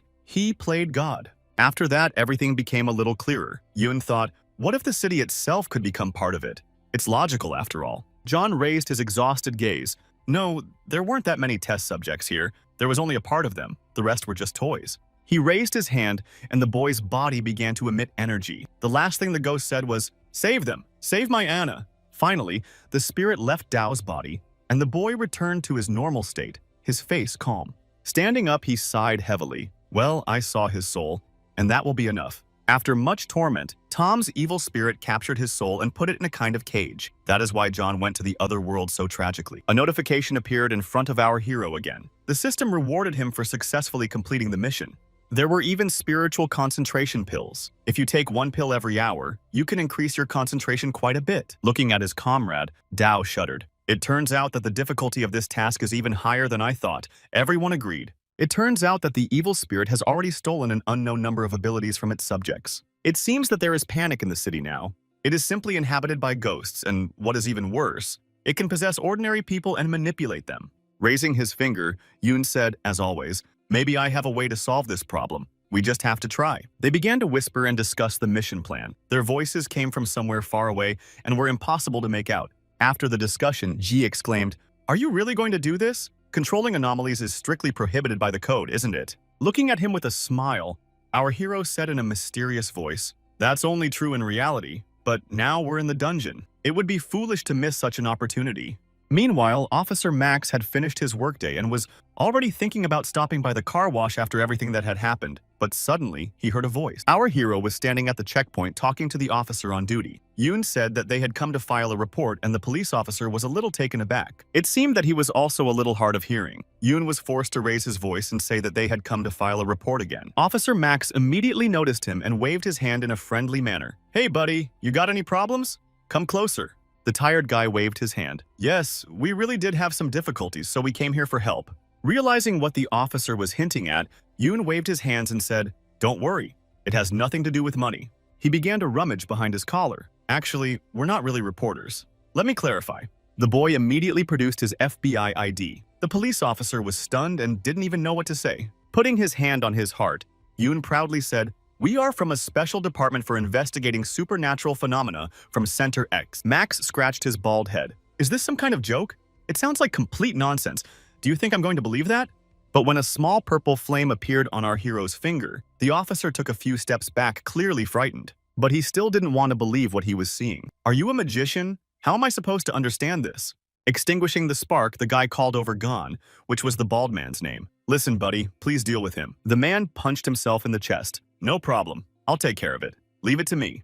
He lowered his head. His face darkened from the excess of power, and the man growled like a beast. Then he began to grow in size, and now Gan was several meters tall, like a huge titan. Beginning to flex his muscles, the man shouted, "My body is made of real iron. No bullet can pierce it, so don't even try." But suddenly, our hero's finger, still covered in flames, touched his hand, and a hissing sound was heard. The smell of burning iron hung in the air. Gan looked at his hand with surprise and cried out. After the touch, a small hole appeared there, as if from a bullet. The poor bald man grabbed his hand. "What are you doing, you crazy man? Do you want to cripple me?" Yoon scratched the back of his head and smiled guiltily. "Okay, I'm sorry. It was just a little curiosity. It won't happen again. Don't be mad at me." Meanwhile, police officer Max crawled back and asked in a trembling voice, "Are you really from Center X?" The guy gave him a hand and helped him up. "That's right. A supernatural incident occurred in Haishu, and we're investigating it. We can't contact other organizations, so we came to you." Max didn't even know how to contact their organization. Waving his hand, Yoon said, "Go to your boss, and if he doesn't know, go to the governor, and so on until you reach the president." Without arguing, Max immediately nodded his bald head and said, "I understand. I'll go to my boss right away." He turned around and quickly disappeared into the depths of the building. Jay asked, "Listen, are you sure we should have used that?" Yoon snorted, "It's worth a try." Soon the doors opened and a man in a black suit with black glasses appeared in the doorway. His name was William, the head of supernatural affairs. He entered the room and introduced himself. "By the way, are you Pig Dragon, our hero?" He snorted. "By the way, the word pig can be considered an insult, can't it?" Ignoring this, William frowned. "Listen, we did send several agents to investigate, but they are not connected to you in any way." The man flew into a rage and slammed his fist on the table. "Who are you anyway? And how do you know about Center X?" Looking dreamily ahead, Yoon said calmly, "Listen, don't be nervous. We're not your enemies, isn't that clear?" Although the guy's legs were shaking, he stood up from his seat. "Listen, you sent people to investigate, so we just decided to help you out of the goodness of our hearts." Still looking at the boy with distrust, William asked, "Why did you decide to help us?" Without looking at him, Yoon said, "Because investigating this case is also our job. What's wrong with mutually beneficial cooperation?" William looked at him. "Are you offering me a deal, you little brat?" Yoon snorted. "I'm inclined to call it cooperation, nothing more." William shook his head. "We already have the information you presented, so I don't see the point in cooperating with you." Realizing that the matter would not progress any further, our hero removed the watch from his wrist. Smiling, he suggested, "Okay, then how about exchanging it for something very valuable? I bet you'll like it. This watch has a built-in Geiger counter, which is quite a useful thing. I think you'll find it useful. It can detect various types of distortions, which you call anomalies. I'm sure you understand how valuable that is." William looked at the watch with interest. "Listen, can we run a couple of tests?" Our hero had no objection. He sat back down in his chair while William figured out the watch. "Let's hurry, we don't have much time." A few minutes passed, during which time Yoon had already fallen asleep and only woke up after William called out to him several times. The guy reluctantly opened his eyes and sighed. "Well, you woke me up in the middle of a very interesting dream." Stretching, the guy lazily asked, "So have you made a decision or should I wait some more?" In an even voice, William said, "After discussion, the organization has agreed to cooperate with you to solve the problem." Getting up from his seat, Yoon stretched again and yawned loudly. It seemed he had slept well. The guy gave a thumbs up and smiled. "Okay then, let's not waste any time. Let's discuss the details of our fruitful cooperation." The town turned out to be relatively small and quite neat, but something was wrong. People were walking strangely. They looked more like zombies than ordinary living people. Their movements were sluggish and overly relaxed. Suddenly, a strange piece of paper with writing on it flew through the town streets and came to a stop. One of the men looked at the strange piece of paper with surprise and narrowed his eyes. His face was dry and emaciated.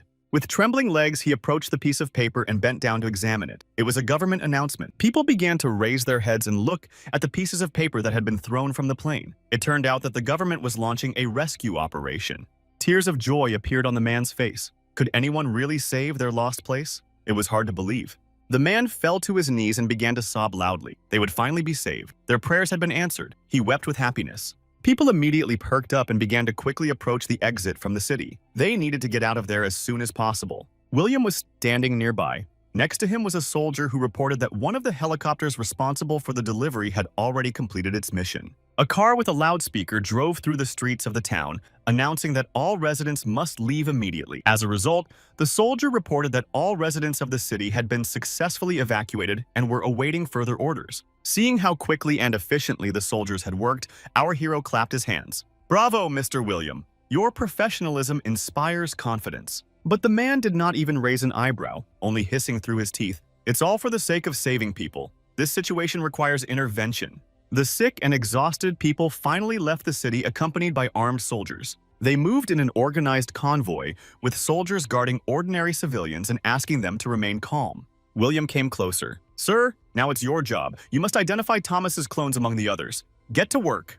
Putting his hand on the girl's shoulder, Yoon smiled. "Don't worry, I've already brought the right person. Leave it to us." The townspeople had already begun to worry at the sight of the soldiers. They had sworn to protect us, so why couldn't we leave the city? The soldiers tried to calm them down. The people looked extremely frightened, averting their gaze and trembling with fear, huddled together in a ball.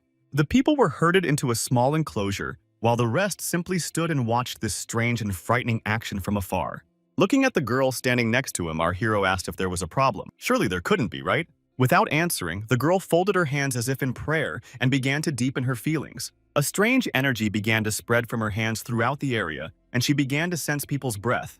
The girl could see silhouettes even with her eyes closed. Some of the people were red, which indicated that they were clones. She pointed her finger and said that she could sense 3 problematic people. Look at them. Among them was a balding old man with a malicious expression on his face, who was turning his head, a young man of indeterminate age with a vacant stare, and a plump woman with an eye patch who glared at everyone with her one eye. Understanding the essence of the task, William waved his hand, signaling that it was time to carry out the order. The soldiers behind him cocked their guns. Several shots rang out, an electric crackle was heard, and 3 clones were struck by an electric discharge. William waved his hand. "Take these 3, scan them thoroughly, and ensure their safety." Having already folded all 3 in half, the soldiers nodded and began to carry out the order in unison. Realizing that things were going as planned, Yoon smiled and looked at the girl. "Well, everything is fine so far. I'll leave the rest to you."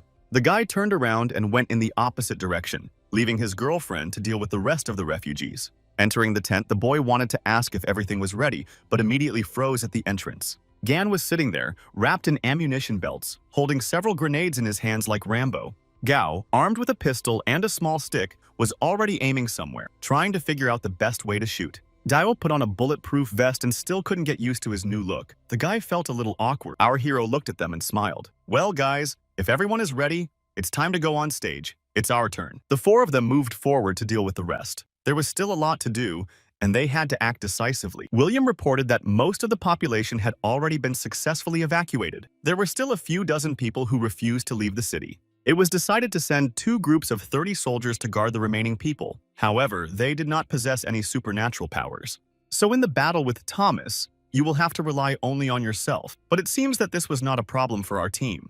As a reward for successfully completing the mission, Yoon received many merit points and 1 spin of the roulette wheel. As a result, he gained a special skill of the formidable cloud level, exclusive light movement. The skill had previously belonged to an ancient pervert, but it sounded pretty good. William pulled the guy out of his thoughts, came closer, and, shaking his head, asked what he was thinking about. In response, Yoon just smiled. "Nothing special, just remembered something." He was delighted. His whole body was filled with energy. The situation was better than he had expected, with the mission ending soon and with minimal losses. He walked past William and waved his hand. "Thanks for your help, buddy. You can leave the rest to us." The whole team moved forward into the city. They still had to find the remaining residents and deal with the clones and Thomas. Meanwhile, the girl continued to identify the clones. She was so absorbed that she paid no attention to anything around her. For the first time in her life, she felt useful, and she liked it very much. With her hands folded in front of her, the girl continued to work. Pointing her finger somewhere ahead, she ordered the soldiers to move in that direction. 2 people were hiding behind the trees. The soldiers exchanged glances and nodded. They immediately set off after the clones. Indeed, 2 men and a woman were hiding behind one of the houses. They tried to escape, but it seemed to be useless. Suddenly, a strange sound was heard from above. The couple looked up and saw shackles flying towards them. A sturdy steel rope with heavy balls at the ends wrapped around their bodies and pinned them to the ground. Soldiers immediately appeared and pointed their rifles at them. The people were frightened, but they had no choice. Holding a rifle in his hands, one of the soldiers reported over the radio that the target had been found. With a trembling voice, the girl on the other side nodded her head. She was not ready for such a harsh turn of events. Turning to the other soldiers, she realized that she had to find the others as soon as possible. It was very scary here. Meanwhile, the group led by Jung moved deeper into the city. It was already somehow suspicious here. It was empty and quiet. Behind them, they heard laughter. It was Ji. The guy seemed happy and didn't even think that the task could be accomplished in this way.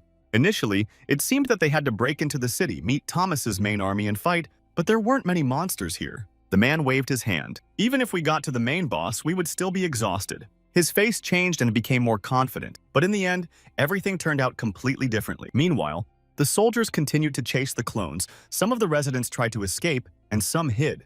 Patting him on the shoulder, Yoon said, "Don't blame yourself so much. For people in your organization, this kind of thinking is normal." Raising his finger, our hero said, "You don't have to decide everything on your own. If you need help, speak up and report everything. The state will always be your reliable support." Ji decided not to argue and just smiled. "Okay, man, I'll take your words into account." Someone's slow footsteps approached them. While the guys were talking, they didn't even notice the others. It was a girl with a soldier. The soldier reported that the road to the medical center had been cleared and all suspicious individuals had been eliminated. He added that the task of escorting Ms. Su had been successfully completed. The girl stood nearby, shifting from foot to foot. Looking at her, Yoon asked in surprise, "Listen, why didn't you stay in a safe place?" But the girl wanted to help. In response, our hero just sighed, "Okay, just stay close and try not to get into trouble." Suddenly, someone's scream was heard.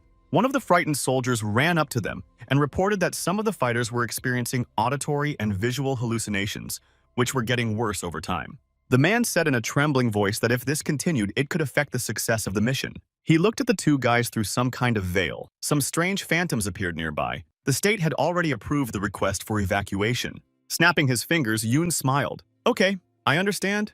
You can leave. We'll manage on our own." Without waiting for the soldiers, he turned around and shouted in a loud voice, "Retreat!" and headed off with the rest of the column. He stood in front of the group of soldiers, saluted, and prepared to give the order. Dao and Gang stood nearby. The bald man scratched his head and sighed. I even felt a sense of duty, which was kind of awkward. The whole team moved forward. If they lost now, problems could start in both worlds, and that couldn't be allowed to happen. Forward! Finally, the whole team approached a huge building resembling the Colosseum. Clouds gathered above it, and the sky turned green.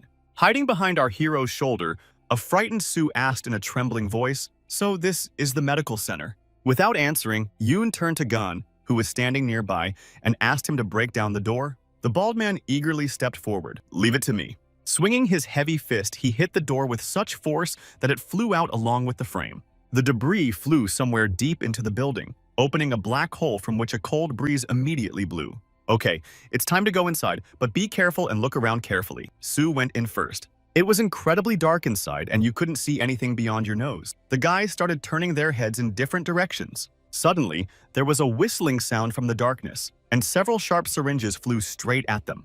Thank God Yoon reacted in time and pulled the girl aside. 3 syringes pierced the stone floor with a loud sound. Turning his head, the guy shouted in a loud voice, "Whoever is there, stop hiding and come out immediately." A ghostly silhouette of a man appeared in front of them. He was dressed in strange clothes that were out of season. Behind him, several more syringes hung in the air. Behind them, they heard the frightened voice of Dao. He pointed his finger somewhere behind them, where ghosts were also approaching them. The whole group found themselves surrounded by mystical creatures reaching out to them with their pale blue hands.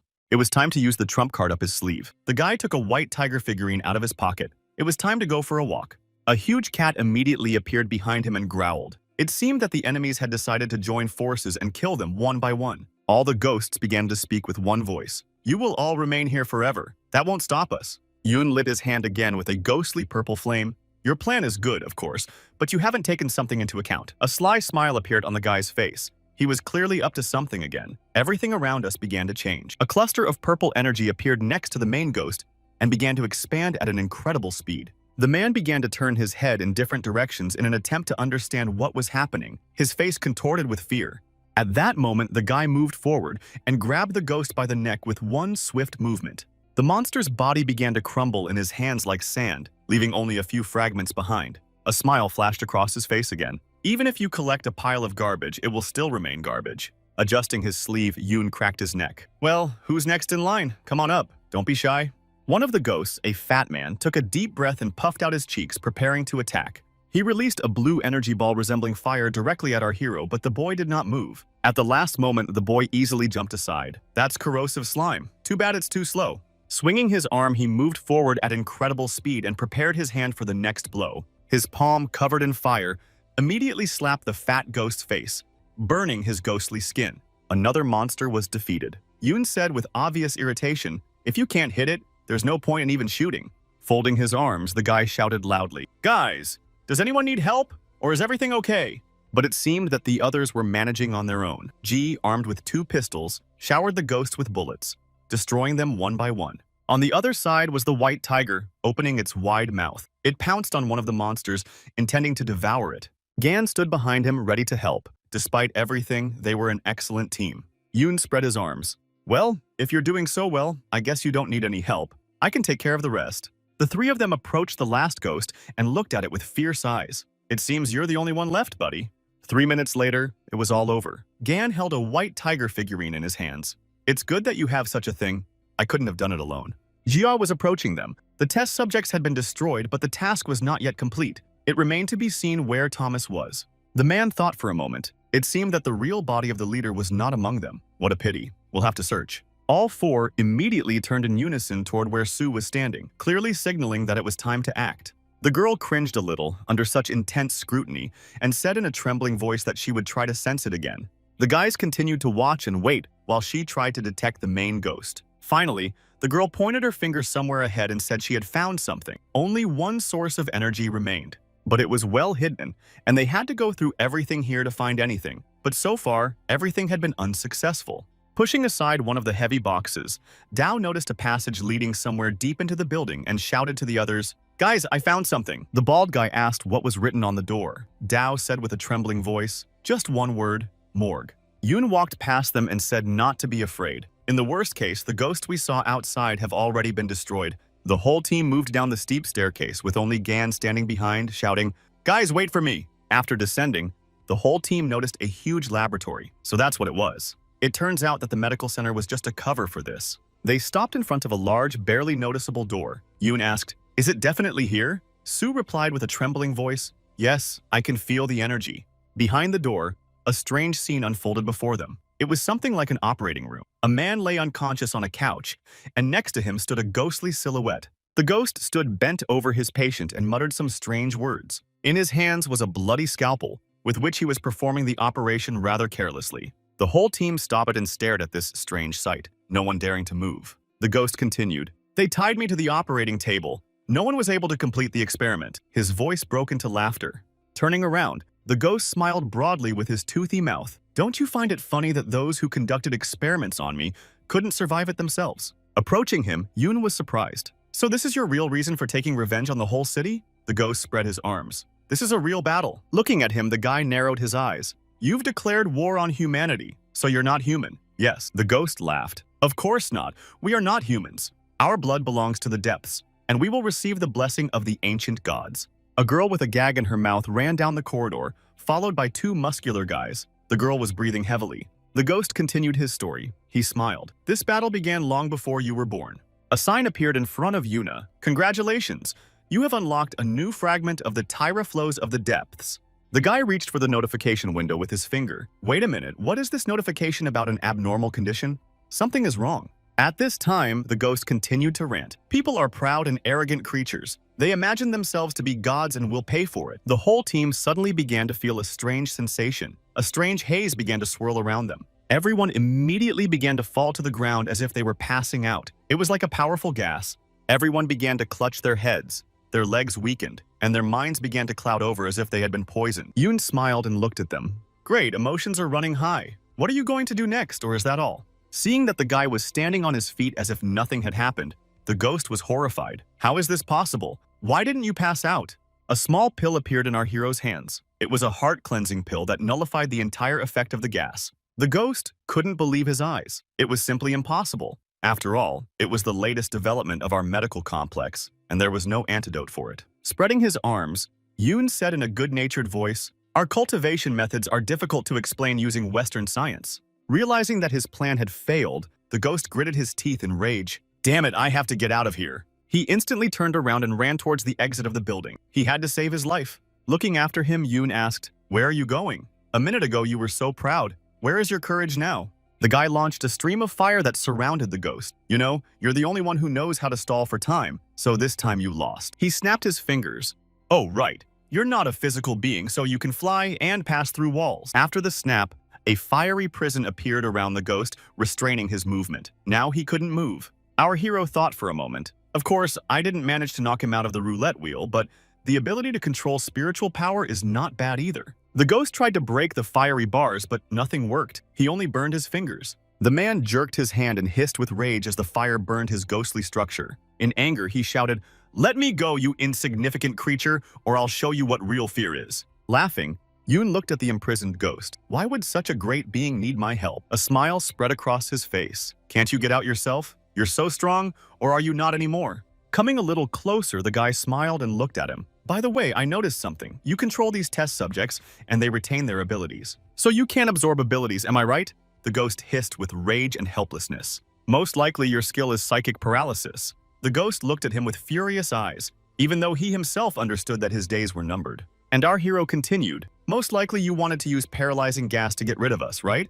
In the end, the monster couldn't take it anymore and asked who he was and why he was helping these talentless creatures. Looking at him one last time, Yoon sighed. I am sorry, of course, that your people have suffered, but as you said, this is a battle, and we have our own mission. Now the fiery bars grew several meters and began to contract. The ghost screamed in rage and fear. Looking at this monstrous phenomenon, the guy took a few steps back, unable to comprehend what was happening. In the last seconds of his life, the ghost began to beg for his curse to be fulfilled as his last will. Soon you will understand. Repent. Looking at all this, our hero shrank a little. It all looked very strange and even frightening. Notifications began to appear in front of him. The system announced that a high level of chaos was approaching and a critical danger was imminent. Somewhere behind him, William stood and watched through binoculars. He saw a huge whirlwind beginning to appear in the middle of the city. A soldier immediately appeared behind the man, saluted and began his report in a confused voice. The soldier reported that the Geiger counter provided by Yoon had started working. According to the scale, the threat level was catastrophic. Looking calmly in this direction of the vortex, William cursed, "Damn it, what's going on here?" Meanwhile, in the underground laboratory, our hero stood and watched as a huge black cloud spread. Suddenly, a strange vortex appeared in front of him. Inside was a red core resembling an eye, and a low-frequency hum could be heard. Startled by the unexpected sight, Yoon took a few steps back. What on earth was this? The energy cluster was approaching, and the guy even thought that before his demise, this ghost had summoned some kind of spirit of darkness. Without thinking twice, the guy summoned a white tiger. The huge cat moved forward, opening its wide mouth. The monster was getting closer and closer. Without a shadow of a doubt, he wanted to destroy this creature. The tiger leaped forward, opening its wide mouth and let out a monstrous roar. But in the blink of an eye, the huge ghost cat was split in half by one powerful blow. Only a stone trace remained of it. Yoon couldn't believe his eyes. Could the white tiger really have been destroyed? How powerful was this creature? Realizing that the eye was now looking only at him, the boy cowered. Damn it, he noticed after all. I have to get out of here before it gets even worse. Meanwhile, the huge eye continued to blink and approach the boy, closing the distance. At that moment, our hero felt as if some unknown force had pierced his consciousness like an arrow, and he began to lose consciousness. His legs buckled under him, and Yoon began to fall backward, completely losing consciousness. Fortunately, the guy quickly came to his senses and tried to get back on his feet, but this enemy was quite dangerous. Just one glance was enough to cloud his mind. The eye began to turn toward the young man again. It would be bad if it noticed him again, as it could be his last attempt. Raising his eyes hopefully, Yoon begged all the gods not to let the eye notice him. Bending down, he launched a whirlwind of fire directly at the monster, while he could take advantage of the moment. If he could shield himself with a wall of fire, he could avoid its direct attack. It might work. The eye had already begun to attack him. The fire arrow was moving towards our hero, and the guy was trying to block it somehow.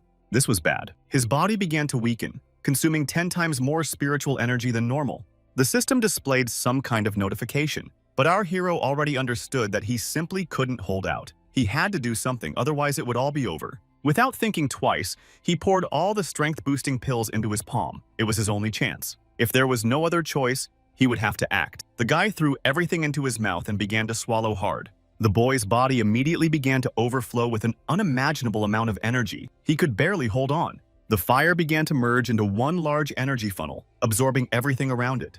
The reconstruction of the barrier was almost complete, and the eye was already preparing for a real attack. The guy fell to his knees, almost completely exhausted. He managed to hold on, raising his eyes. Our hero looked at his opponent with a fierce gaze. But then he directed his most powerful attack, a huge fire whirlwind tearing through space, moving straight towards him. And then suddenly, Yoon felt an incredible blow to his shoulder, bent in half and screamed in pain. Thank God the blow was tangential and left only a small scratch, but it still hurt a lot. Holding his shoulder, the boy saw a notification. You have successfully prevented Thomas's revenge. Reward is being calculated. Meanwhile, the boy felt his shoulder begin to tighten, and the pain suddenly disappeared. He immediately opened his personal information to see what had happened. He had an abnormal status. Damn, I wonder if there's any way to get rid of this nonsense. I don't want to walk around with this label forever. Turning his head to the side, our hero noticed that all his companions were lying unconscious. Thank God, none of them were hurt. Yoon immediately ran up to the girl and gave her a purification pill so that she would finally come to her senses. A few seconds passed and Sue's face turned red and she began to cough. Thank God she was conscious. Lifting her head with frightened eyes, she looked at Yoon and immediately asked, "Did you get rid of that evil spirit?" Raising an eyebrow, the boy looked at her in surprise. "Did you see everything that happened?" Kneeling down, Sue said in a trembling voice that after she fell, she immediately lost consciousness. Leaning over her in the same friendly tone, Yoon said, "Okay, then just rest. You've been through a lot so you can relax." The room was a complete nightmare. Everything was broken and smashed, and there was a huge hole in the middle of the floor. Meanwhile, while the girl was resting, our hero bustled around the other members of the group, trying to bring them to their senses. In the end, everything ended well, and the guys finally woke up. Everyone started grumbling. "What's going on? Why did we pass out?" The guy decided not to scare his friends too much and said that he had easily dealt with the enemy, who was quite weak, so there was no need to worry. Seeing the scale of the destruction, Dao's eyes widened, and he didn't even dare to say anything. He was stunned by what he saw. The entire laboratory was smashed to smithereens, the walls were covered with deep cracks, and all the equipment was irretrievably broken. Seeing him confused, Yoon put his hand on the guy's shoulder. "Are you unhappy about something?"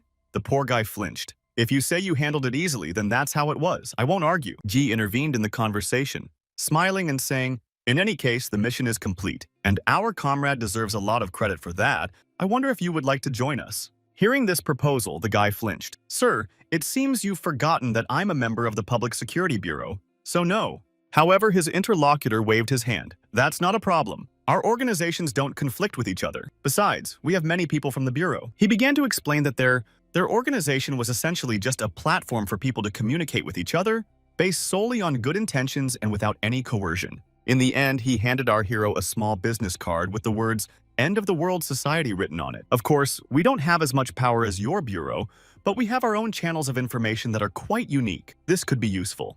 Quickly taking the card, Yoon frowned and said, "Okay, I'll at least think about your offer." In response, the bespectacled man just smiled sweetly. "No problem. Whatever you decide. Just know that you will always be a welcome guest here." Finally, the guy's body began to dissolve into thin air. The mission was complete, and now they were being teleported back to their starting position. All the other team members also shivered and began to dissolve into thin air, returning to themselves. Suddenly, Yoon turned around and said, "I almost forgot something." Approaching Ms. Sue, he put his hand on her shoulder. "Please tell me your name and exact address, just in case." The girl blushed as quickly as possible and said that her name was Sue May, but she did not have time to say her address before she dissolved. In the end, our hero found himself in his usual mansion, where the agents were still standing, seemingly without moving for a second. The guy was a little annoyed. Why was she acting so shy? Did she really think he was hitting on her? How silly. One of the agents, armed with a scanner, said, "Sir, we are now going to conduct a small analysis to make sure that you have not brought any otherworldly entities with you. We hope for your cooperation." When the agent approached, the guy shuddered. He had already forgotten about this procedure. The agent scanned his mental state. Everything was normal. No abnormal physical deviations were found, no parasites, identity confirmed. Everything was fine. After that, the man held out a small tablet with a piece of paper and asked him to sign here, thanking him for his cooperation. Looking at the document with suspicion, Yoon nevertheless agreed and clicked the pen to sign. But suddenly, as if on purpose, the cap flew off and flew somewhere to the side, hitting a small vase standing behind him.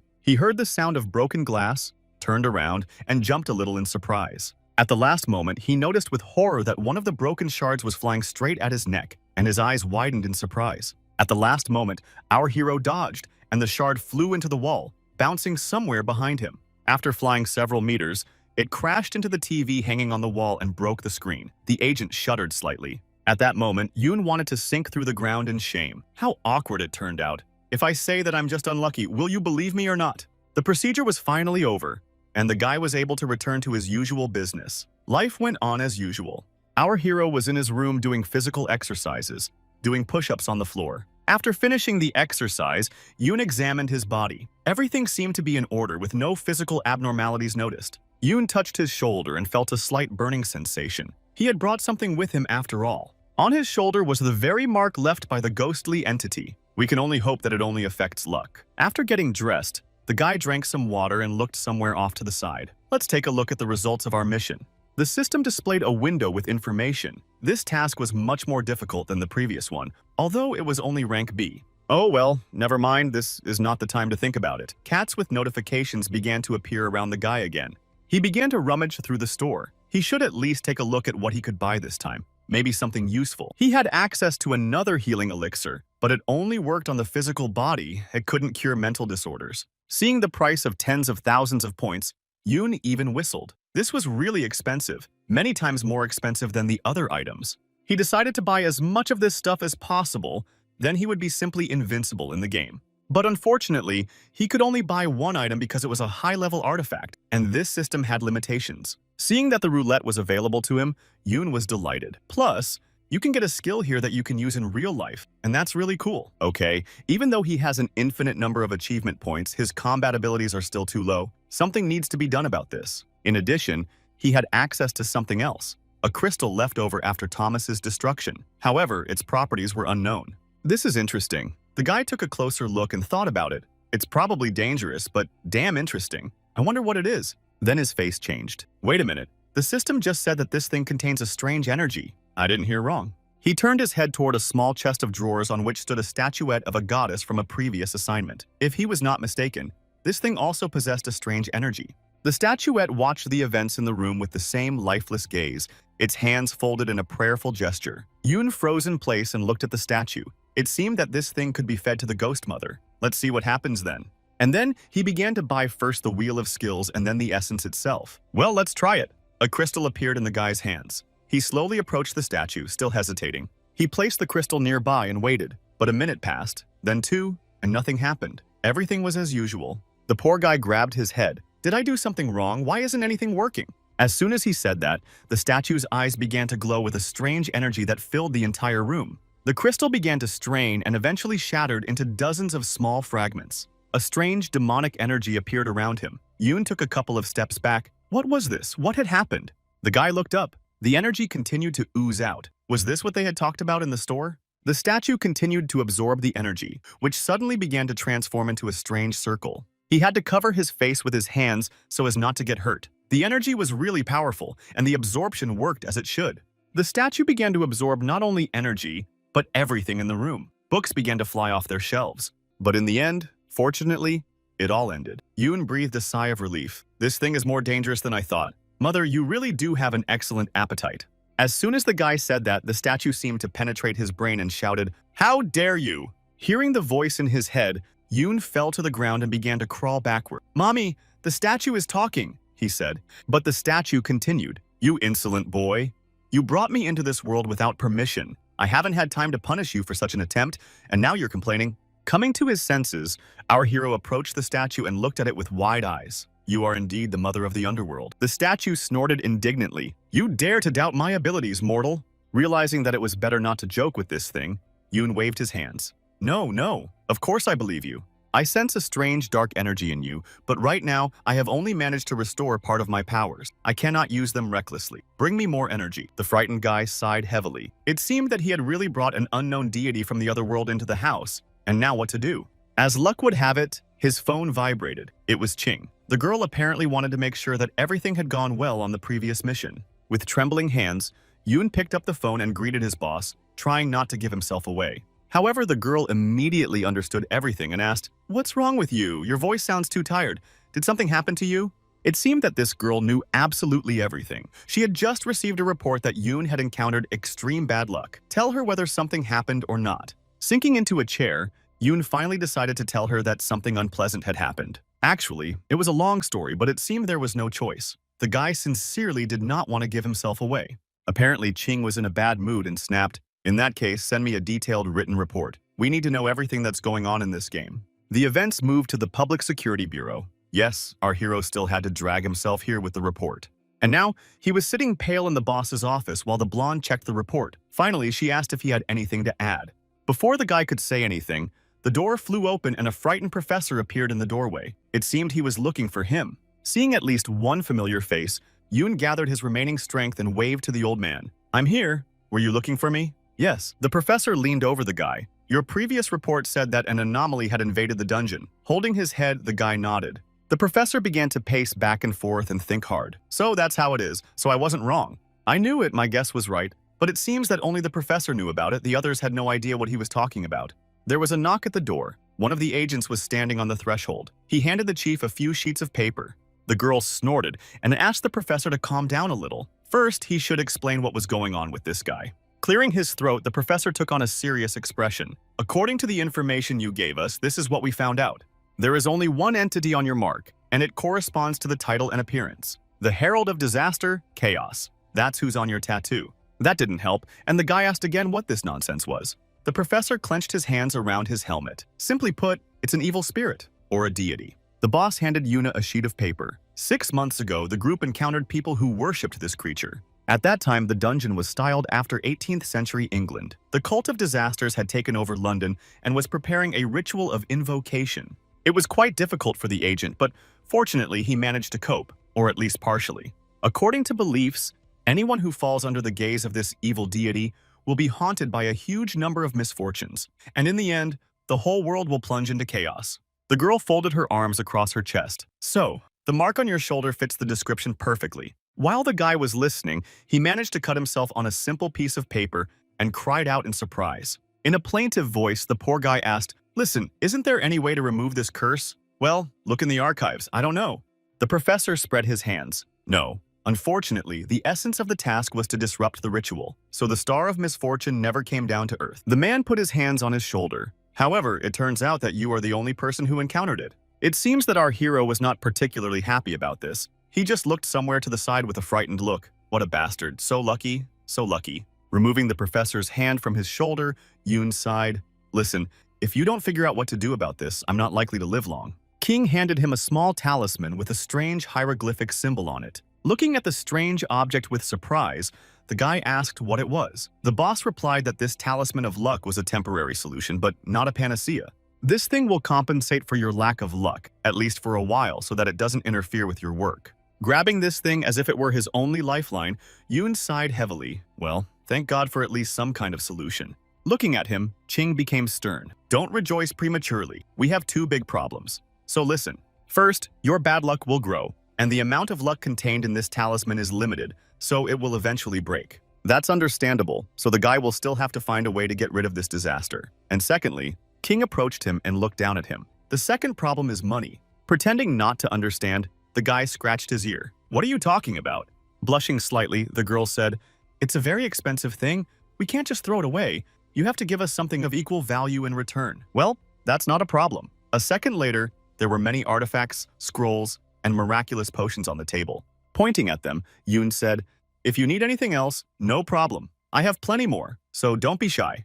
The professor almost lost his mind with joy. Just think, where did this guy get so many magical artifacts? Where did he get them? Scratching the back of his head shyly, Yoon said, "Yes, they're just trifles. These things can't keep up with my growth anyway. But there are a lot of them, and as for the source, it doesn't matter. Let's just say it's my parents' inheritance." But the professor didn't care. He reached out with his hands toward these countless treasures. Finally coming to his senses, the man cleared his throat. "Okay, let's get back to the point. We have some more information about your parents."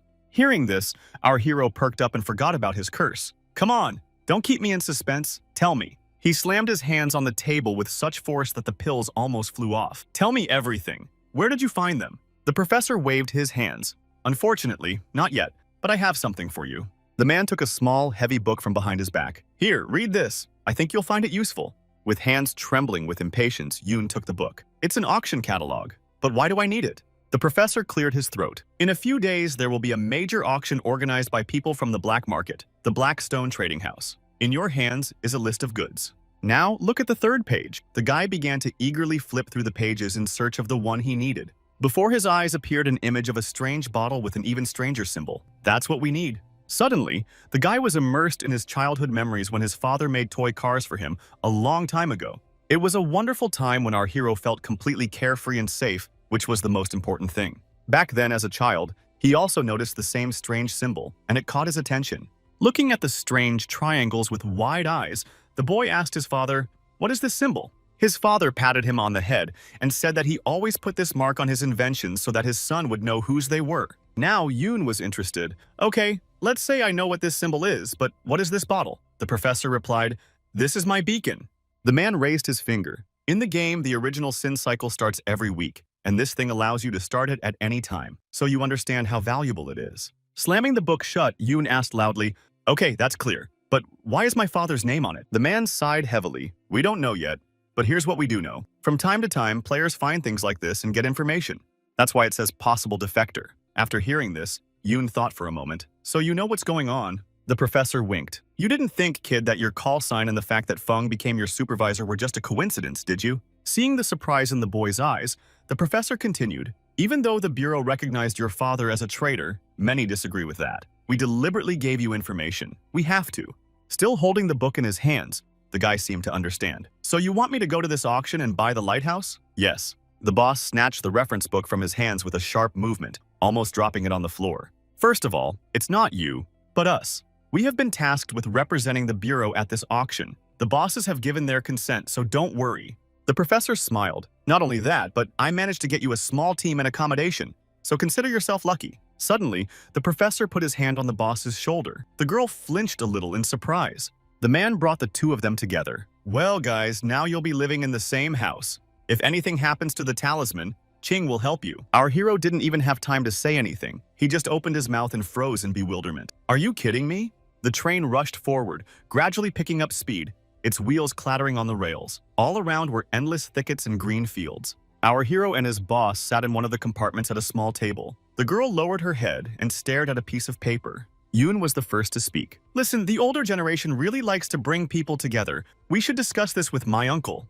Without looking up, the boss said there was no need for that. Each team is given a 3-story building. It's not communal living like you thought. So that's how our hero blushed a little and folded his arms across his chest. "No wonder you're a serious office." Ching snorted and said that she didn't really mind. Hearing this, the guy slumped into his chair and slid to the floor. "Wait, what did you just say?" Clicking her pen, the blonde looked at him intently. "You've been funding the shelter for several years, right? So answer me, why?" Yoon came to his senses a little. "Well, I'm an orphan myself. And besides, I could earn some merit points." The boss immediately began to write something down on her notepad. "So that's a pretty good answer." Meanwhile, Feng was standing in the office with the professor, chewing her lollipop as usual. "Listen, old man, why did you send the captain with this guy? He can't handle it." Looking at her, the old man smiled. "You don't understand. Our captain is also an orphan. Didn't you know that?" The girl raised an eyebrow and looked at him. "So what? Half of our curators are orphans. What difference does that make?" The old man just smiled. "You're still young. You don't understand anything, girl." She just snorted. "That's why I hate you." Ignoring her bravado, the old man buried himself in the papers and began to study something with interest. A few seconds later, he exhaled heavily and grabbed his head. "Well, the apocalypse sect is acting up again."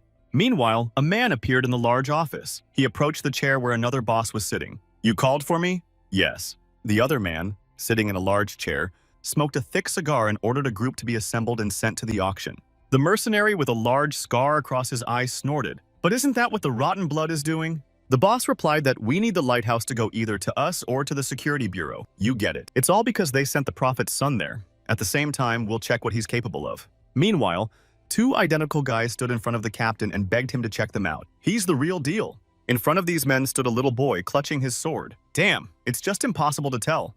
The boy was trembling all over and trying to understand where the fake was in front of him, but it was very difficult. The 2 men wept bitterly, anticipating their imminent demise, and each wanted to prove he was right. The boy tensed up and gritted his teeth. It was harder than expected, but a choice had to be made. Metal creaked as the boy pulled a long blade from its sheath and prepared to strike. He pointed at the man standing on the left and shouted, "You are the fake. Don't even think about denying it." Immediately, a small cut appeared on the man's throat, from which blood began to flow, and his wheezing could be heard. In less than a couple of seconds, the poor man fell to the floor and showed no signs of life. The other man just laughed quietly to himself. Only then did the boy realize that he had made a terrible mistake. His body was covered with goosebumps and his face turned pale. The second man got up, dusted himself off, and came closer. "It's a pity, boy, but you were wrong." The man's face began to deform, his mouth stretched into a natural smile that reached his ears. The poor boy didn't even know what to do. He curled up and realized that this mistake could now cost him his life. Deciding to fight,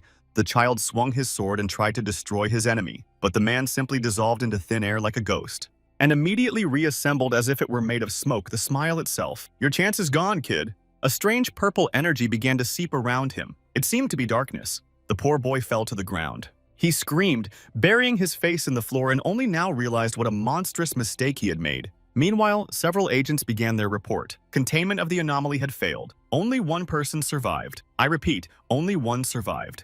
The phone lying on a small table vibrated. An interesting file had arrived. Yoon and Ching simultaneously picked up their phones and began to study it with surprised eyes. The guy stretched because his bones were creaking. He obviously wanted to rest a little before the auction, but it seemed that it would not be possible, which was a pity. The boss took a small headset out of the box and said that if this task was worth the lives of an entire squad, then it was definitely not an easy one. After connecting the headset, she asked her assistant to send complete information about this task immediately. The text immediately appeared on the phone. Mirror Torok appeared only 2 days ago. Radius of destruction 30 meters. Type wandering anomaly. Seeing that a squad of demons had been assigned to this mission, the girl just sighed. God, how could they have made such a mistake? Yoon looked at her in surprise. What's wrong with them? The boss just sighed. Haven't you heard about them? They're just a bunch of problem children. Their mission completion rates are certainly high, but they don't care at all about losses during the operation. Especially their captain with the call sign Demon. He's a whole different story. He lost all his people, so you can't count on him to be cooperative. The train had already arrived at the station and screeched to a halt near the platform. The partners got out, where an agent was already waiting for them. The man approached them and began his report. Over the past few hours, they had managed to gather not much information. As soon as our hero stepped outside, he immediately felt a strange, oppressive aura that filled everything around him. He reacted immediately and quickly pushed the agent aside. The man only had time to cry out. Another person approached them, swinging his sword and delivering a powerful blow that cut through the concrete. It was a boy, seemingly the same demon, who emitted a monstrous aura that filled everything around him. The agents immediately prepared to fight back. It seemed that this mission promised to be a very long one. The man in the suit had apparently recognized the boy and tried to stop him, but the demon had no intention of stopping. He just wanted revenge. Don't worry, I'll just take their limbs off. It's not as scary as it could be. The boy jumped up and, swinging his long sword, moved towards our heroes with the clear intention of taking their lives. Using his ghostly flash, he gathered all his energy into his fist and swung his blade to strike. Yoon already saw the danger approaching him and became alert. It seemed that this guy was not joking. A fight broke out, the blade flashing in the air and passing a few centimeters from our hero's neck. Their eyes met, and it was clear that neither of them was going to back down. The fight promised to be a long one.